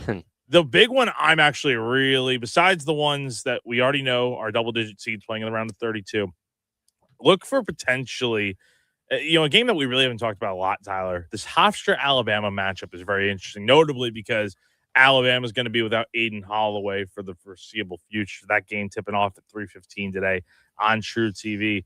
Don't sleep on Hofstra. Long Island represent right there. So we'll see what happens with that matchup. But I think there's definitely a decent chance we're going to see a pair of double-digit seeds going to play in the second weekend. As you name off some of those double-digit seeds, it feels weird when you talk about teams like Texas and Texas A&M being 11 and 10 seeds and stuff like that, because I think we kind of think of double-digit seeds being reserved for mid-majors and the Cinderellas and stuff like that. If A&M is playing on the second weekend, nobody's looking at that as some kind of like Cinderella story. It's like, well, you're just at the bottom end of the SEC. So it is, when you say double-digit seeds getting the second weekend, I think we all automatically think of mid-majors. But yes, technically Texas and Texas A&M could occupy that too. Yeah, and again, double-digit seeds, meaning like seeds 10 through 16. So I think Right. there's going to be 2 of those or more potentially playing in the second weekend in the Sweet 16. I don't think you're too far off on that. Kale, you have a headline prediction for what we're going to be talking about come Monday? I would probably say, who the women are playing. That I feel like that's a safe pick. Yeah. We're all assuming they're going to be able to handle Southern tomorrow, which I think is pretty fair to assume. I just want to say, because I saw on Sports Center earlier the highlights of Southern versus Samford, and I saw them, put their name like further in the bracket, like for South Carolina. They were all cheering and stuff like that, and I was just like, I had like mixed feelings about it, because part of me was just like, these people, these girls are like so happy, and they're like cheering, like that they they moved on, and they should. I mean, they should be cheering that they got there, that they were able to extend their season. But it's like, with that spread, I have a feeling they're not going to be cheering for very, very long. Well, see, I always view these games as one of those things that, like, yeah, going in, you're not going to win that game, but you get to say, like, hey, I played in an NCAA tournament game in Colonial Life Arena against a Dawn Staley coach team, and I played Joyce Edwards, played Tessa Johnson. Like, these are going to be stories those girls are going to tell for years and years and years. They got to be a part of this, and that's not the reason why they were excited, but there are good things that can come of it, even for teams like that we assume are probably going to lose by a significant margin tomorrow. Yeah. But I feel like who South Carolina is playing, I feel like that's going to be the headline. And the other one, I kind of agree with Jack. I mean, I would not be surprised if we see 2 double-digit seeds going against each other. Well, not necessarily going against each other, but like just making it to the. It's just making it the second weekend. Like, if they're like, I'm trying to think, like, could we potentially get double-digit seeds going up against each other? Like, Akron and Hofstra could potentially go up against each other in the second round, but they both got to win. We'll see how it goes. I don't think Hofstra can compete with Bama, but again, you never know in March. Yeah, you never know. We didn't think that Farley Dickinson could compete with Purdue. Or biggest guy was 6'7". Siena going up against Duke yesterday. So if VCU and A&M both win, they would face off as 11-10 next weekend. Yeah, that would. So that is a possibility. Yeah, there's a chance. I'll stick with the NCAA tournament myself. I think we have one seed that doesn't survive the weekend. I think at least one seed is done before the end of this weekend, and I'm maybe leaning towards Duke, considering what I saw yesterday. Don't sleep on TCU, man. I think they've got the size to match up against Boozer and these other bigs for Duke very well. I'm with you on that, man. I really do think we see a 1 seed go down at some point this weekend. Yeah, and Michigan was in a tight game with Howard until halftime last night. They pulled away in the second half. We'll get Arizona and Florida coming up today as the other number 1 seeds, in action against 16s. But yeah, I think a 1 seed does not survive the weekend, and maybe it's Duke. We'll see what happens. Well, Jack, enjoy it. Have as much fun as you can out at Founders Park this weekend. Yeah, I'll try my best, but we'll see. Probably going to be watching a lot more March Madness in the meantime. Oh, there you go. At least you have that option. Gamecock Central Takeover Hour coming up next as your Friday rolls along. Tyler Head live at Darlington Raceway, getting you set for Goodyear 400 weekend here on the game.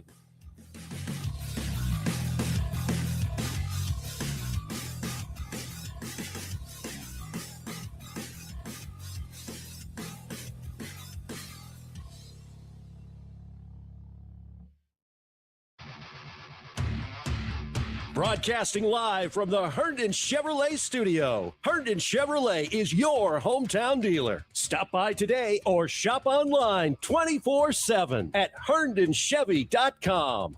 There's a new kind of welcome waiting for you at the Haven Harley-Davidson, and right now is the perfect time to ride. For a limited time, get 0 down, 2.5% APR, and up to $2,500 in customer cash on the 2025 Road Glide, Street Glide, and Street Glide Ultra. For riders navigating a bit of transition right now, know there's always a place to land. If you're looking for a place that rides with you, supports you, and knows what your Harley means to you, the Haven Harley-Davidson would be honored to be part of your journey. Discover more at 866-768-5095 or thehavenharley.com. Yo, this is Ray and Nathan with Pope Davis Tire Automotive. Dad, why do the other tire places in town not like us? They are just jelly about our lit prices. Like the top 17-inch size for your Mommobile, $500 for a set of 4 out the door. Or the top 20-inch truck size for $720 total, no cap. You can even buy tires online at popedavistire.com.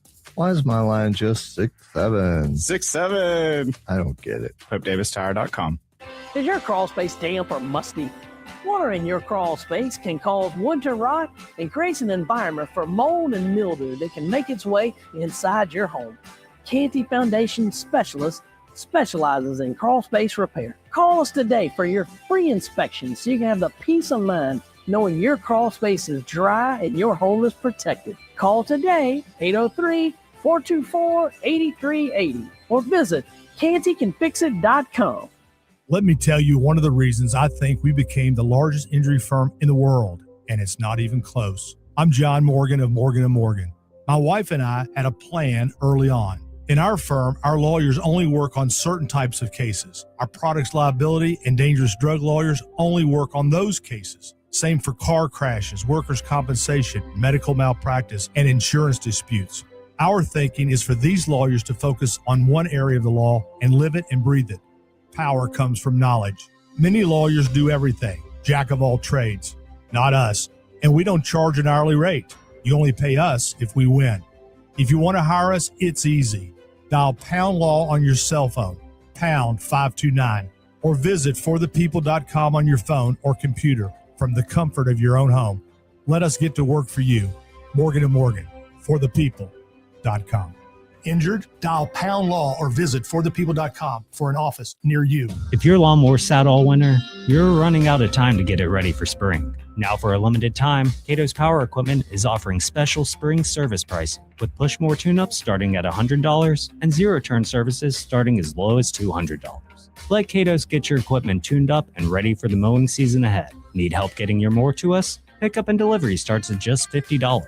Don't wait. Call or stop by Cato's Power Equipment today. and get your mower ready before the grass takes over. Visit CatosPowerEquipment.com. Do you owe back taxes to the IRS? Whether it's due to job loss, a divorce, a new business venture, or you just didn't file your taxes, don't lose hope. Powerful relief programs are now available that can help you and may reduce or even eliminate what you owe the IRS. With the cost of living affecting millions across the country, Tax Relief Advocates is urgently notifying anyone with $5, $50, or even $500,000 in back taxes to the IRS to call to get relief options. With over 1,000 5-star Google reviews and an A+ rating from the Better Business Bureau, TRA is America's trusted choice for real tax relief.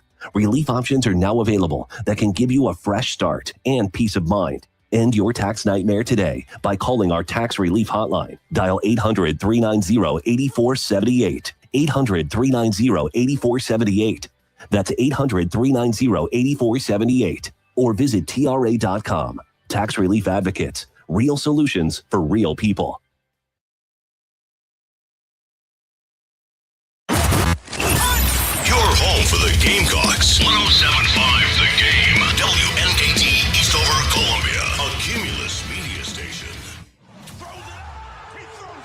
The Gamecocks Central Takeover Hour with Tyler Head and Chris Clark and Wes Mitchell from Gamecock Central. Call or text 803-404-6100 on the Game Network.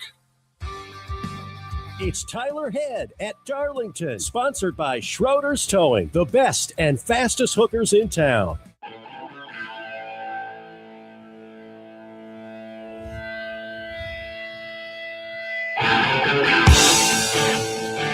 All right, welcome back in. It is the Gamecock Central Takeover Hour presented by Firehouse Subs. Tyler Head out at Darlington Raceway ahead of Goodyear 400 weekend. Kale Wilson back in studio. Wes Mitchell, not sure if Chris has arrived or not since I can't see you guys, but either way, whoever's there, how y'all doing today?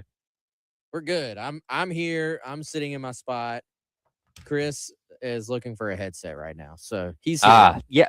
I'm something's been going on. We've been a headset short like every day this week. I don't know if somebody took one. A headset thief among us. us. Somebody's stolen a headset because one of you each day has had to come scrambling to find one when the show started. So yeah, we gotta figure that part out. But either way, it's an exciting Friday. Got a lot going on this weekend. I'll start by asking, how are your brackets looking after day one? Oh, good question. Chris said they're awful. His are. Let me pull mine up, Tyler. As of I kind of pulled a Chris. I did not stay up super late last night, so I haven't checked in terms of the late games, but I was doing like okay. I think I was in the 90th percentile or something, I would say, before the late games last night.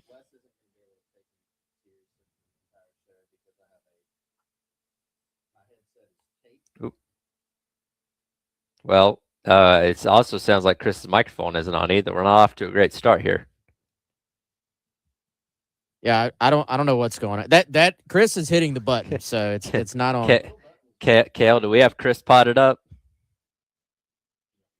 I can't hear you either, Chris, except for in just real life. Anyway, Tyler, it's you and me, I guess. Hello, how about this? There he is. Chris is with us I couldn't now. tell which mic he was on, so I just potted them all up. The at little this point. button was. It's all good.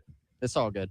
Yeah, I First of all, Wes can't take me seriously anyway because I have on a headset that literally has tape on both sides. I thought you were on 3 because Tyler's always on 3. I think that's why I got it confused. Right, all good. Yeah, it's all good. Hey, also one of my headsets is flipped the wrong way. It's okay. Mine is too. You see the one I know right here? I know the headset Chris is talking about, and yes, that one's not very comfortable. So power through it, Chris. Only 1 hour. Yeah, I'm looking at my bracket right here. Now, I don't have people crossed out and whatnot yet. But unfortunately, Tyler. What did I do? That was the Dabo. I had Tyler Georgia let me down. Yes. Guys, I tried to talk you out of that pick last night. I know. But I'd already picked them. And, I went against Robbie Avila. I shouldn't have done it. Never go against Kareem Abdul-Jabbar. Do we have to talk about that game? Yes, we do. That's part of the first round. I think Tyler would agree. And Kale, I've been talking about this game all morning long. Yeah. For the second year in a row, they've got their teeth kicked in the first round. Doesn't mean you've enjoyed talking about it. Well, I'm not saying I'm enjoying it. I'm just saying it's relevant to the conversation of the first round. Yeah, they let me down. Now, luckily, I didn't pick them to go any farther than round of 32, but Georgia let me down. I did see a new nickname for Robbie Avila from Matt Jones of KSR, our friends over at KSR. Kevin McPhail. I had not seen that one. Ooh. That's my new favorite for him. That's what I'm going with. Milk Chamberlain still might be the best though. That's a good one, but I'm Kevin McPhail. It's a new shiny object. I absolutely love that one. I'm doing I had UNC advancing. Ooh, they had a collapse. Had South Florida winning. They lost. I'm not doing terrible overall, I guess. But guys, I'm not gonna lie. I feel pretty good about where we are right now. Oh boy. Okay. I missed 3 games yesterday. Over there smiling. So I'm good with that. Tyler's Georgia Bulldogs let me down as well. Guys, I tried to talk you out of it. I had VCU beating North Carolina, so I was happy with that. Oh, good pick. I pick these things like the person who doesn't watch a bit of basketball. So like I got buddies that are from Richmond, so I picked VCU just because I was kind of somewhat a little bit pulling for them. What was the other game I missed? I had South Florida beating Louisville, and obviously that did not happen. But for the most part, I'm happy. I had High Point winning. They did, obviously. Man, you had some good picks. Well, I just that was kind of random, to be honest with you. You just picked the classic. That was a 12-5. So, you did the old. I had High Point on my mind because didn't they make the women's tournament as well? Yes, the head coach's wife is on staff for the women's team, who also made the tournament. Okay, I just kind of had High Point on mine because like, oh, that's pretty good for a program of that size. They made the men and women's tournament, so I think I had them top of mind. I was like, you know what, I'm just gonna pick them. And their baseball team beat Florida in a series. That's another reason. So you could say that their programs are at a high point right now. Let's go with Chris. I'm going home. Dad joke. A lot of things going well for the High Point Panthers, and I think because every March there's always the dude, right? That one random player, usually from one of the smaller schools, that kind of captures America's hearts, and I think Chase Johnson might be that guy. Wears 99, does nothing but chuck threes, which he did a lot of yesterday, including a logo 3 at a very pivotal point with about 4 minutes to go yesterday. But the craziest stat, makes his first 2-point field goal of the entire season with a few seconds left to help seal the win for High Point. That is a March Madness dude if I've ever seen one. How is that even statistically possible? Like, he also, just to add to the swagger, he went with the finger roll also on a breakaway layup. Instead of just he's like, let me do a finger roll here. A little finesse. But dude, he was running full speed. Like I feel like, and there's all this talk about how overinflated the basketballs always are this time of year. Like, I really think if he had tried to lay it off the glass, that it might have been an all-time miss. It just because bounced to half court. Like, you know how if you're full speed and you're being chased and you try to lay in what should be an easy layup, how many times do guys miss because of just the added velocity of being full speed? That I feel like that was actually a pretty difficult shot, even though it's just a lay-in. Especially the whole, like, I'm so wide open, let me drop this pass if I'm a wide receiver. Like, there's such thing as being too open, and the gravity of that moment, and the fact you literally have not made a two-pointer the entire season. I don't know if it's getting enough talk in terms of the mental degree of difficulty to just lay that ball in. Well, and he had that three the logo 3 that he made, he pulls up. What are they? They're down 8 at that point. I mean, that's one of those shots. Changed the game. Absolutely changed the game. Gave him a shot. I mean, if he misses that, I dare say they don't win. Well, he's also an idiot if he misses it. Like, you're going, what are you doing? But him, you're like, okay. Here's one of those no, yes shots. Chris, I think you brought it up last week when Carolina was playing in the SEC men's tournament, or a couple weeks ago. That did they say that Michi had the deepest 3-point range in the country? Was that correct? I don't know if I brought that up, but I mean, he's certainly one of them. Michi will pull up from about I think I saw that too. I think literally average distance. Yeah, I think Michi may have had the longest. I imagine Chase Johnson's probably not far off, considering some of the shots we saw him take yesterday. Yeah, no, for sure. And I mean, that's kind of the way the game is now, man. It's just like guys are more and more comfortable taking deep threes and taking it with kind of your normal shot motion is the thing. It used to be if you were shooting from that far out, your kind of your technique would change. Now it's pretty much the same. So we may have. I mean, is this our? At least so far, this is our Cinderella team. I guess you're following. They have to go through Coach Cal in Arkansas next, though, right? Yeah, that's correct. They look good too. They were the lowest seed to win yesterday. VCU was in 11, A&M at 10. Obviously, you got an opportunity for a lot more today. You got Akron at 12, Miami of Ohio at 11 today. So some teams that are capable of making it through the second round. But I thought overall that, yesterday, in terms of the chaos of March Madness, we got a good balance of a lot of things. VCU, High Point, Siena scaring the crap out of Duke yesterday. Like, we got a lot of good stuff for day one. Yeah, guys, that probably, I'm trying to think back, is maybe one of our best day ones we've had in a while. Sometimes you don't always get just the instant kind of classics that we got yesterday. Every time some like a North Carolina loses too, that just is, I think, memorable. And you have the whole social media, UNC haters kind of are out of the woodwork, which I'm one of them. So that honestly was kind of fun. Yeah, I didn't know you were a resident UNC hater. Did you grow up a Duke fan? I didn't. I just think it's funny how everybody like picks UNC or Duke, even if they're not a fan in other sports. Mm-hmm. So I do kind of I kind of sometimes enjoy them both losing, to be honest. Yeah, you almost got that yesterday. Yeah, we were sitting there. I mean, I was sitting there during the day, because the Duke Siena game was on and we're trying to get some work done. My wife's like, she was rooting hard for Siena. That was disappointing. I mean, they were up, early in the game. Somebody sends me a screenshot early in the game of the score. You're going, ooh, here we go.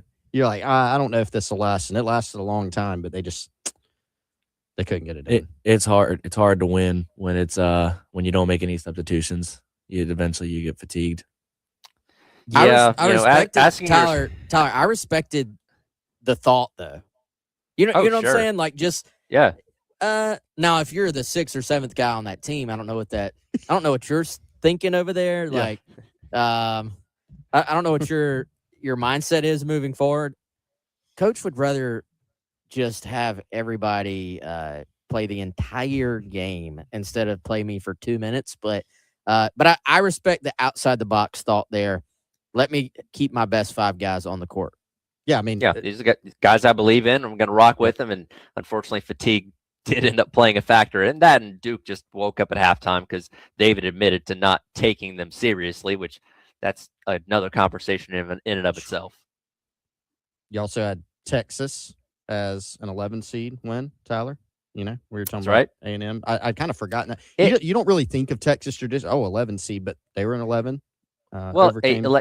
Same thing with A&M. Like when it's an SEC team is a double digit, you don't look at it the same way as mid-major pulling off that win. It's like, you're just towards the back end of the SEC. That's not as big of a deal. You don't get to count as a Cinderella. No, Texas is nobody's Cinderella. Yeah, no. If your budget for your roster is $10 million plus, you can't be a Cinderella. No Cinderella. That's a rule. That's right. No.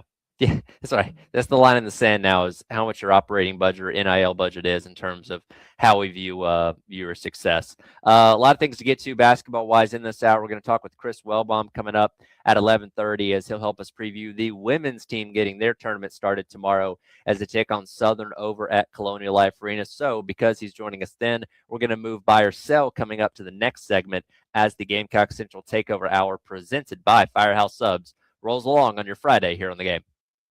All my sports. The Game Network. 107.5 The Game in Columbia. 96.9 The Game in Charleston.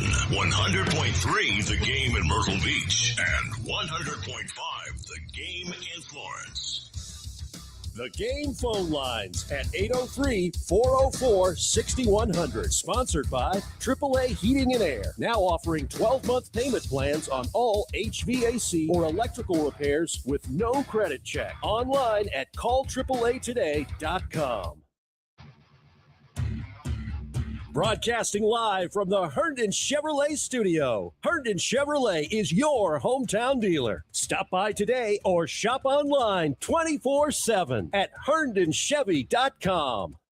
All right, y'all, let's tell you about our friends over at Integrated Media, Michael, Nathan, their entire team. They do an amazing job, and they're a one-stop shop for all of your tech and audiovisual needs at your home or at your business. We've been telling you guys lately, if you're a business owner, and if you need any conference room solutions for all of those virtual meetings or in-person meetings, or if you got kind of hybrid meetings with some people in the conference rooms, some people scattered elsewhere, they can help you with it. They make it super easy to use with great technology to make sure that your connectivity is at an all-time high. They can do the same at your home. If you're having Wi-Fi connectivity issues, they can help advise you on what the best equipment is, what the best service provider is. If you're kind of out in the rural area and you want to look at Starlink, they can help situate you with that as well. They can source the equipment for you and professionally install it. IntegratedMediaInc.com or 803-948-8327. Integrated Media. Ask yourself this question. Is it really worth holding on to that timeshare that you know you need to get rid of? Here's the truth. The average maintenance fee just went up over 17%. That could have been 117%, and there's nothing you can do about it. When you buy a timeshare, you give them a blank check for annual maintenance and assessment fees. I'm Chuck McDowell, founder of Wesley Financial Group. For 15 years, I've helped over 50,000 families cancel their timeshare. Not sell it, not transfer it, cancel it. Did you buy a timeshare because they told you it was a great investment and your maintenance fees would never go up? That's a lie. Are you ready to get rid of your timeshare once and for all? Simply call us and I'll send you our timeshare exit kit that explains all your options for cancellation. Call Wesley now for your timeshare exit kit. 800-902-5454. That's 800-902-5454. 800-902-5454. Twin Peaks is the best in the game. Here, your favorite drafts are poured at a frosty 29 degrees, and rare barrel-aged whiskeys are served just the way you want them. It's bigger game days and bolder fight nights. I mean, where else can you find a scratch kitchen that always comes in clutch every day from lunch to late night? Only at Twin Peaks, the #1 sports bar. Twin Peaks Scratch Kitchen scores every time. Dig into hand-smashed burgers, chef-inspired flatbreads, and more at your local lodge. Yo, this is Ray and Nathan with Pope Davis Tire Automotive. Dad, why do the other tire places in town not like us? They are just jelly about our lit prices. Like the top 17-inch size for your Mom-Mobile, $500 for a set of 4 out the door. Or the top 20-inch truck size for $720 total, no cap. You can even buy tires online at PopeDavisTire.com.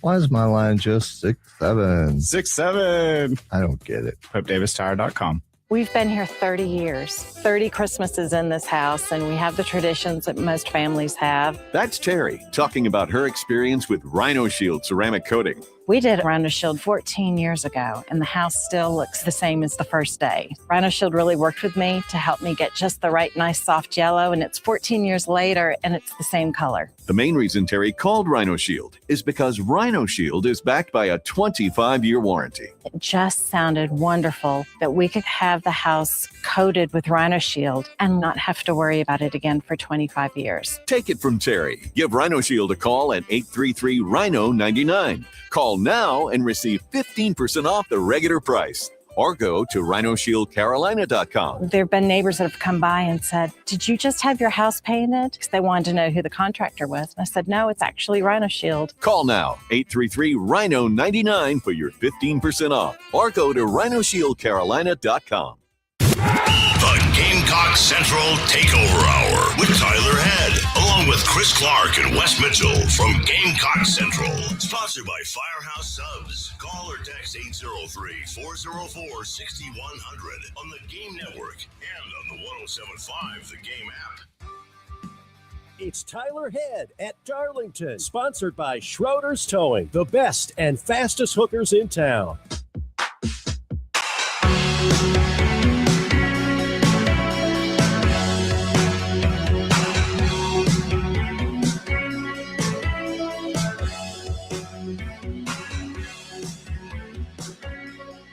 Gamecock Central Takeover Hour presented by Firehouse Subs. Tyler Head, Wes Mitchell, and Chris Clark along with you. I'm here at Darlington Raceway ahead of Goodyear 400 weekend. Those guys back in studio there in Columbia. Chris Wellbob of Gamecock Central going to join us in about 10 minutes to talk women's basketball as Dawn's team gets set to take on Southern tomorrow in the first round of the NCAA women's basketball tournament, which is where we're going to start things today for Buy or Sell.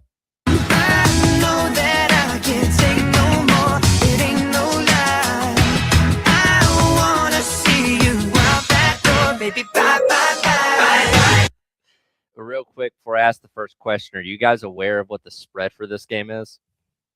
Oof. I'm not. Is it? Is this the 50? women's game? Not even on the board. It's big. I'll say that much. You want to take a stab at it? 42. Kale already knows. 50. Oh, okay. So it's Carolina Southern. All right. 52.5. Wow. I mean, yeah. Not shocked.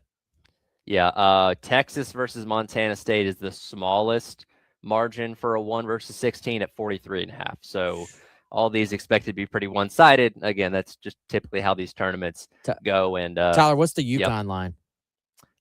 It was the biggest. I think it was 54.5. Goodness. Yeah. Let me double check on that. Yes, 54.5 over UTSA. Crazy. And then UCLA is 51.5 over California Baptist. Man, if you're betting on these games with 50-point lines, you need to call that number that they give on the commercials. Yeah, that number's for you. That number's definitely for you. As we get into Buy or Sell, we'll start off with women's basketball for question number 1. The lead scorer for South Carolina tomorrow will be over 25 points.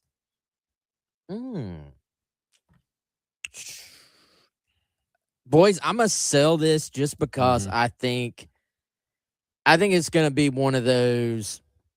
Carolina had 6 players in double digits, a 17 here, a 16 there. I think it's gonna be spread around quite a bit. This is not quite as deep of a team as South Carolina's had before in terms of just emptying the bench at the end. So maybe somebody's still able to possibly touch the 25, but I think it's going to be more of a let's get everybody back involved. Let's knock off the rust for everybody. I think it actually might be kind of hard for one person to hit that number. Yeah, that's where my head goes. I'm selling. I do feel like, would you be surprised if you're like, look up and Joyce Edwards has, 18 points in the first quarter or something? Like, I'm not going to be shocked, but the South Carolina hit 100 bonus buy or sell. I'll buy that. I'll buy that. But yeah, I think I think it's going to be more spread out. Probably. Yep. Let some others play. Tyler. Yeah, I'll agree with y'all. I'll sell on that as well. I think Kel, you want to get into real quick? Yeah, Kel, you can play too. Sure. Okay. You can play too. So, yeah, thanks for letting me play. Well, so I'm used to this being a 3-person game. So yes, Kel, join in on the fun. You know what? I think I'm gonna buy it. You gonna buy it? I think someone's gonna hit. Who's it gonna be? Name your player. Yes. Oh, see, you have to show your work on buy or sell. Oh man. Either Joyce Edwards or Tessa. I knew he was going to say Tessa. Okay. Good picks. Yeah, Who I like can guard Hey. Tessa? Hey, it's tournament time. This is when Tessa really wakes up. right. Love to see it. We'll stick with that game. The halftime total, let's set the line at 75.5. You can buy the over or sell the under. Over. You gonna buy it? Yeah. It's a quick buy. Okay. So that would be like this could 50 mean Carolina's to, up. Yeah, 50 to 25. 50 to 25. Yeah. Yeah. Do you still be under there? It'd have to be 50 to 26 to be over. 60 to 61 to 15. There's a lot of combinations you could go with. Also possible. Yeah. But I just That's mathematically possible. I don't obviously I don't think they're going to give up a lot of points, which there may be a little rust early on too. I think I'm selling this one. Let me buy it for fun. Yeah. Yeah, Chris. Mm-hmm. Yeah. Let's do it. I'll buy it for fun. I'll buy it for fun too. I think hot out of the gate. Again, this team capable of scoring 100 in the game, so I think they could flirt with 50 in the first half. And Kale, you're buying too? Oh yeah. Are they going to give up 25 points though if they score 50? Fair question. No, we'll see if you're right, think, Wes. Yeah, my mind went to more you're over 50 and you're under giving up 26. We'll go to Gamecock baseball as they get set to take on Arkansas this upcoming weekend. Obviously, we've seen really good starts out of starting pitching. Offense hasn't really been there. Buy or sell, a South Carolina starting pitcher will surrender 3 or fewer hits in at least 5 innings of work. Okay. Arkansas, I feel like at least a little bit I've read, and I've done minimal research, to be completely honest. But I don't think Arkansas is as loaded offensively as maybe we're sometimes. Now they can pitch.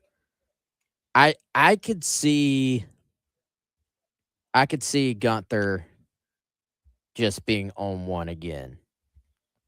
So no, I'm still selling this. You're still selling? I was going to talk myself into it, but You did it. With that being said, yeah. I mean, a quick statistical look. Arkansas is tied in total hits this season with a few other teams. 34th nationally. So, they're not one of the best in the country, but they're certainly not one of the worst. Georgia Tech leading the country, by the way, in hits total this season.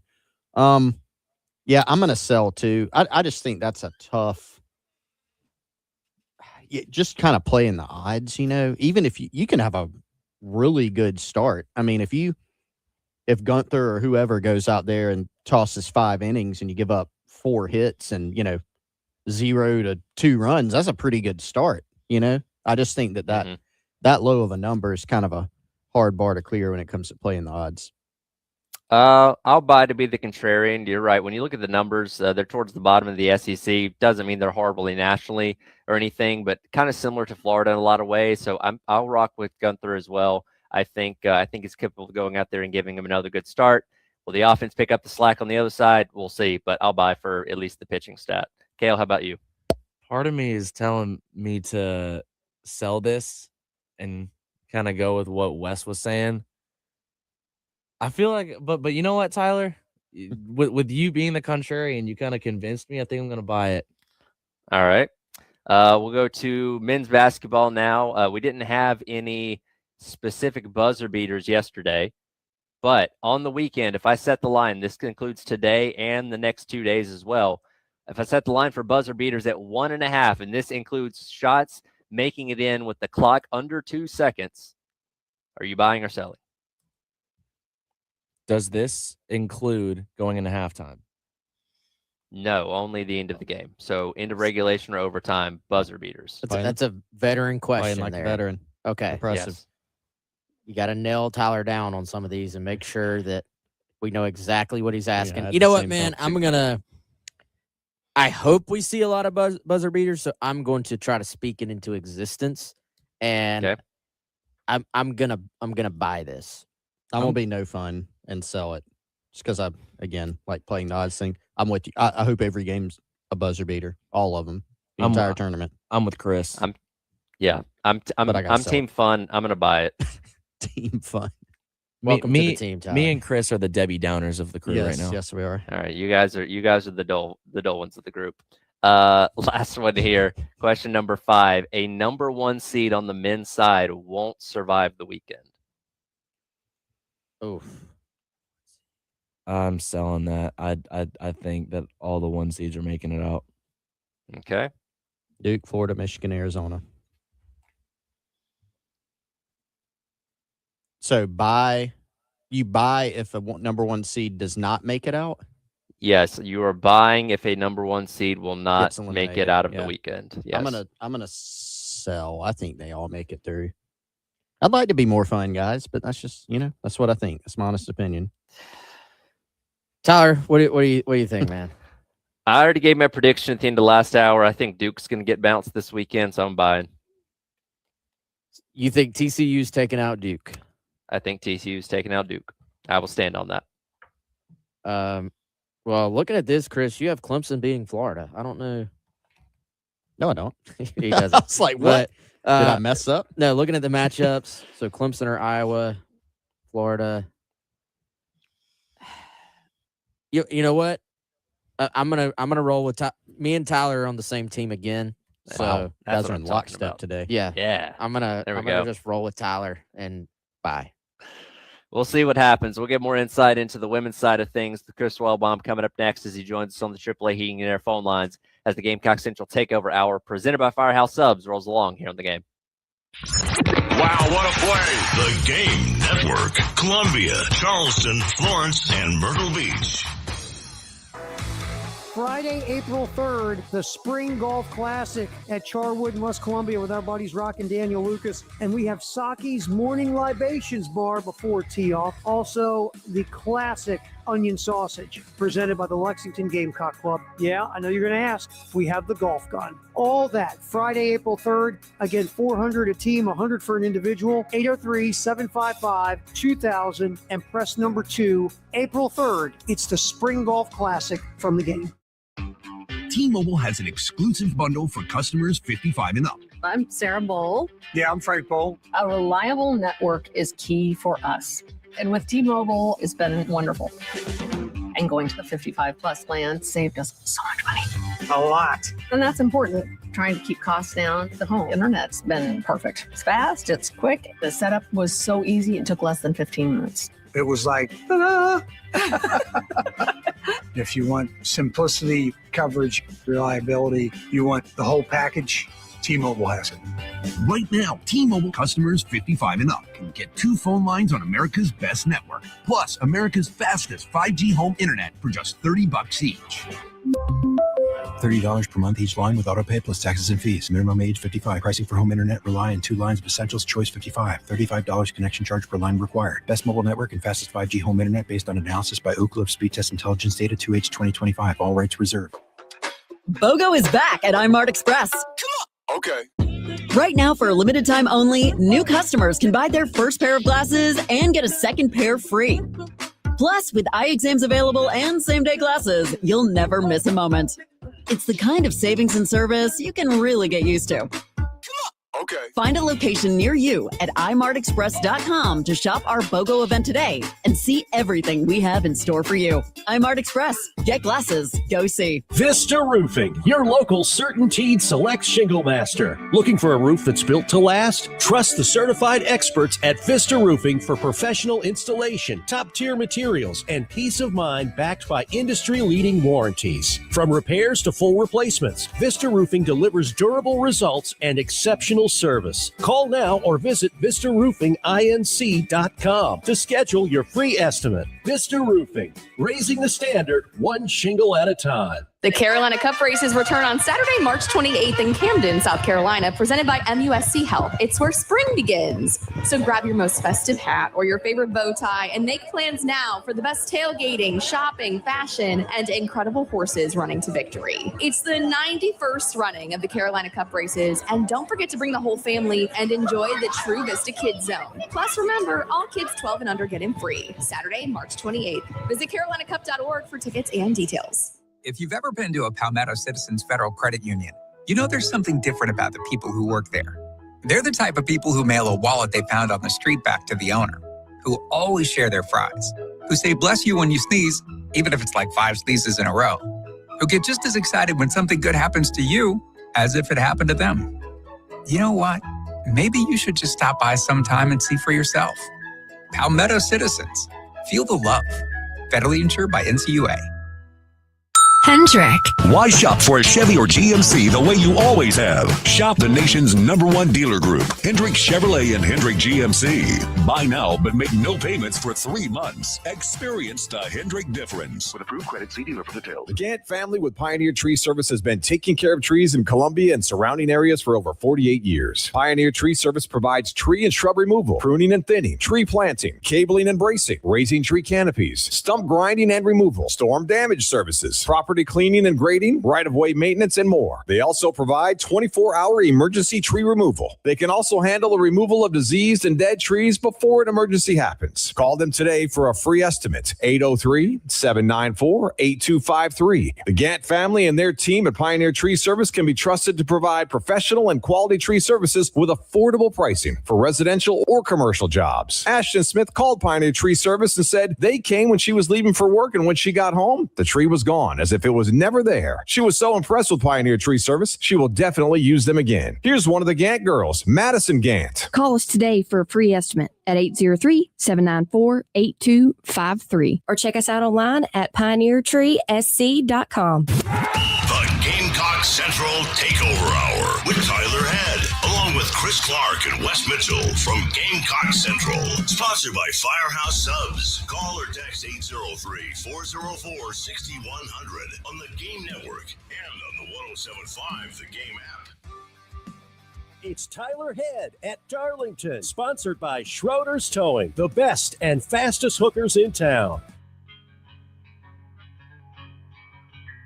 All right, welcome back in. Gamecock Central Takeover Hour presented by Firehouse Subs. Tyler, Wes, Chris, Kale producing for us on your Friday here on the game. A lot of basketball going on this weekend. The women's tournament just literally tipping off moments ago with Duke and Charleston. Duke out to the early lead there a couple minutes in. Of course, we await South Carolina to get things started tomorrow afternoon over at Colonial Life Arena as they take on Southern at 1 o'clock, which you can listen to right here on 107.5. The Game. Our guy from Gamecock Central that covers the women is Chris Wellbaum, joining us once again on the AAA Heating and Air phone lines. Chris, appreciate the time as always, man. Extra excitement for the tournament, another day at the office. How are we feeling today? We're back in the March routine. South Carolina's open practice just got underway about 5 minutes ago. As we look at this team going into the tournament this year, obviously coming off the loss last time we saw them to Texas, compared to teams of years past, ones that won the national championships, ones that came up short, where do you kind of view this team compared to others in the past few years? It's a different team for sure. It's I guess you'd say a more top-heavy team. The starting lineup is really, really strong, but the bench is a question mark.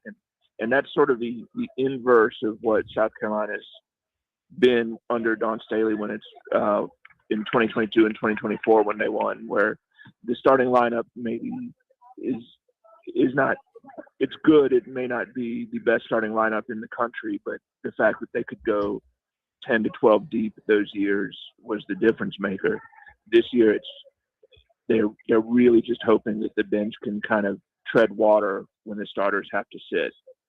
Well, you're live from practice, so let's take advantage, man. What are you seeing? What are the vibes? Can you kind of give us a view from your eyes right now, man? Yeah, right now they're just separated into the forwards and guards, working on some half-court stuff against the highlighters. Adele Tack is still out. She's still got the lower leg injury, and Maddie McDaniel is feeling sick this week, so she's not at practice today, but they're optimistic that that's a short-term thing.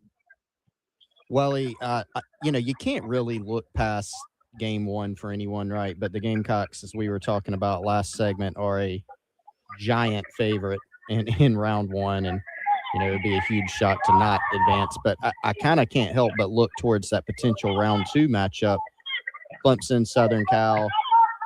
Take us through that. Who do you have? What do you think about the potential? You wrote about this on Gamecock Central the other day. That would be a rare potential matchup between those two in the NCAA tournament. Yeah, it's going to be interesting tomorrow whether the Gamecock fans who stick around for the Southern Cal Clemson game, who they cheer for, because I think they kind of like to see Clemson in the second round just to beat them again. But it also might make their blood curdle a little bit to have to cheer for Clemson in the first round. But that's going to be a really exciting game, regardless of the rivalry, just because you have what Southern Cal has Jazzy Davidson, who may be the best player in Columbia this weekend. Excuse me. But they have a flawed roster. They're not very deep. We saw that in November. Whereas Clemson doesn't have the most talented roster, but they have a roster that is able to do what Sean Poppy wants and do it very well. And they won a lot of big games down the stretch in the ACC. Again, talking to Chris Wellbaum here on the AAA Heat and Air phone lines, getting set for South Carolina and Southern tomorrow at 1 o'clock, which you can listen to right here on the game as they get their tournament rolling. When you look at this side of the bracket, of course, Oklahoma's in there, who beat them in the regular season. TCU is the 3, Iowa's the 2. You wrote the other day, Georgia's a team that's capable of giving teams trouble. Where do you look at in terms of teams that legitimately can give South Carolina a game as they advance through this bracket? Alicia Turner just dunked on their 3-on-3 full court practice. Obviously, Oklahoma is a threat. That game was a little bit of a fluke, but fluke or not, they still beat South Carolina early in the year, and that makes them a threat. Iowa is good. I'm not sold on the Big Ten outside of UCLA, so I think I don't think that's as tough a matchup as it could have been, but they're still very good. They've got a couple of players left from the Final Four a couple years ago. They've got the obligatory Georgia Tech transfer in Chit Chat Wright, and then they've got the forward whose name escapes me at the moment. They've got a really good forward who's shooting like 65% from the floor, so that's always a threat when you can basically know that you're going to score anytime you touch the ball. Welly, let's go back to tomorrow. Obviously, South Carolina's going to win this game, but what are some game within the game type things that you think will be important? Like, is there any sense of what Dawn Staley kind of looks for in these early round games where, I mean, it's such a mismatch. A lot of times, it's almost a thing where your opponent is kind of happy to be there, frankly. No disrespect to them, but what will you be looking for? What do you think Dawn Staley will be looking for to hopefully see on the court tomorrow? Yeah, she just wants to, first of all, knock off some rust. It's been almost 2 weeks since they've played, so you kind of expect, especially against a team that played last night, so has a little more recent experience. You just want to knock off that rust. Get a good game under your belt, and then just execute, be efficient, do what you're supposed to do, be where you're supposed to be, take care of business, win by 40 or 50 points, and then obviously just be healthy because Tessa Johnson was banged up in the SEC tournament. Whether or not Maddie McDaniel plays tomorrow, you want her to be healthy by Monday. But just be efficient, do what you're supposed to do. That's kind of the goal is do what you're supposed to do, play to the standard. Well, a last minute and last one for you here. Just zooming out, looking at the whole bracket in general. Any big upsets that you personally have picked here as things get going? I don't know that there's any that I'd necessarily have picked. I know I like Georgia in the tournament because Coach Abe is maybe the best defensive coach in the country.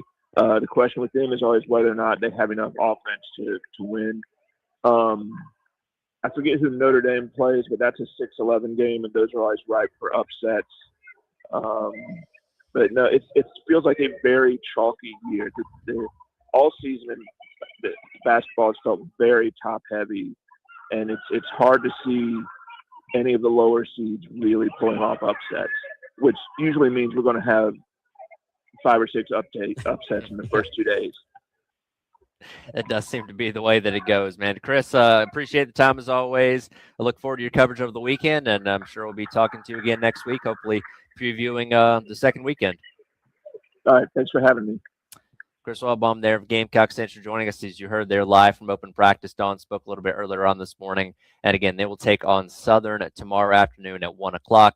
Over at Colonial Life Arena, you can listen to pregame coverage starting with myself and Elijah Campbell, actually, tomorrow afternoon at noon. We'll lead you into pregame coverage with Brad Muller at 12:30, and then again at tip-off coming up at 1. We'll come back. We'll wrap up the hour and the week as we continue on with the Gamecock Central Takeover Hour presented by Firehouse Subs on your Friday here on The Game. All my sports. The Game Network. 107.5 The Game in Columbia. 96.9 The Game in Charleston. 100.3 The Game in Myrtle Beach. And 100.5 The Game in Florence. Walk with 107.5 The Game on the American Heart Association Heart Walk, March 28th at Sagra Park. Our goal is to raise $2,500 for the American Heart Association. Be a Heart Walk hero and please help. Go to 1075thegame.com to join in with us. This is a Westwood One Sports Minute. If you're North Carolina, I don't know how you keep head coach Hubert Davis. And I understand that star big man Caleb Wilson is not playing for the Tar Heels, but to blow a 19-point second-half lead against VCU, to have it go the way it did, so many bad things happening on the court for North Carolina, and then Hubert Davis says after the game he didn't think his players were tired. They said they were tired. North Carolina probably needs to make a coaching change. I'm Nick Costos.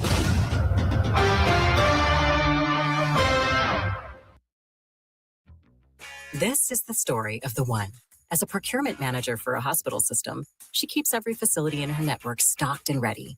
That's why she counts on Grainger to be her single source for thousands of products, from disinfectants to lighting, air filters, and more. And with fast, dependable delivery, Grainger helps her keep every facility stocked, safe, and running smoothly. Call 1-800-GRAINGER, click Grainger.com, or just stop by. Grainger, for the ones who get it done. I'm Boomer Esiason. My mom died from cancer. She was only 37 years old. She didn't have life insurance, and that was devastating for my family. That's why having life insurance is so important to me. Ethos makes it fast and easy. Get a quote in seconds, apply in minutes, and get same-day coverage. You can get up to $3 million in coverage with no medical exam. Get your free quote at ethos.com/play. That's ethos.com/play. Paid spokesperson. Time spent on application may vary. Online health questions required. Febreze. New Febreze Air Mist has 50% more odor fighters and up to 30% more fragrance than the old formula. So now you can take on 100% more stinky odors, like sweaty gym bags, greasy cooking smells, and the after effects of the dog rolling around in something. Just spray, and new Febreze Air instantly restores just clean freshness. Smell you later, odor. Green, happy, Febreze, la la la la la. This is the story of the one.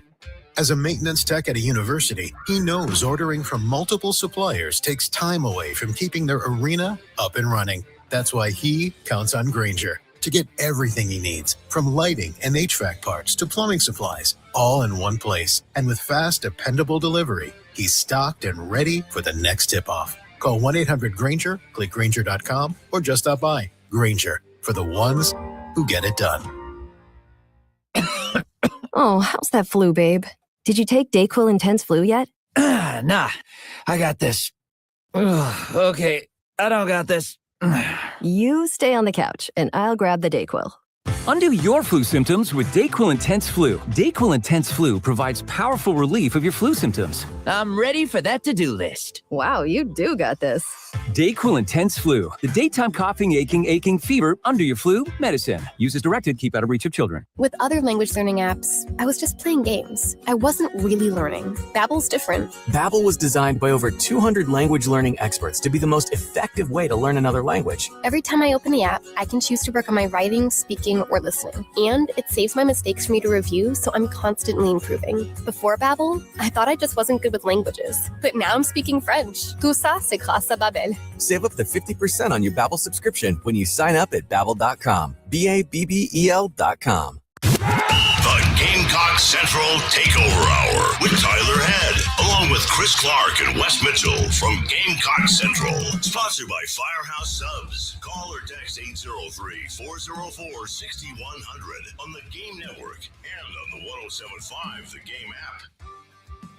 It's Tyler Head at Darlington, sponsored by Schroeder's Towing, the best and fastest hookers in town.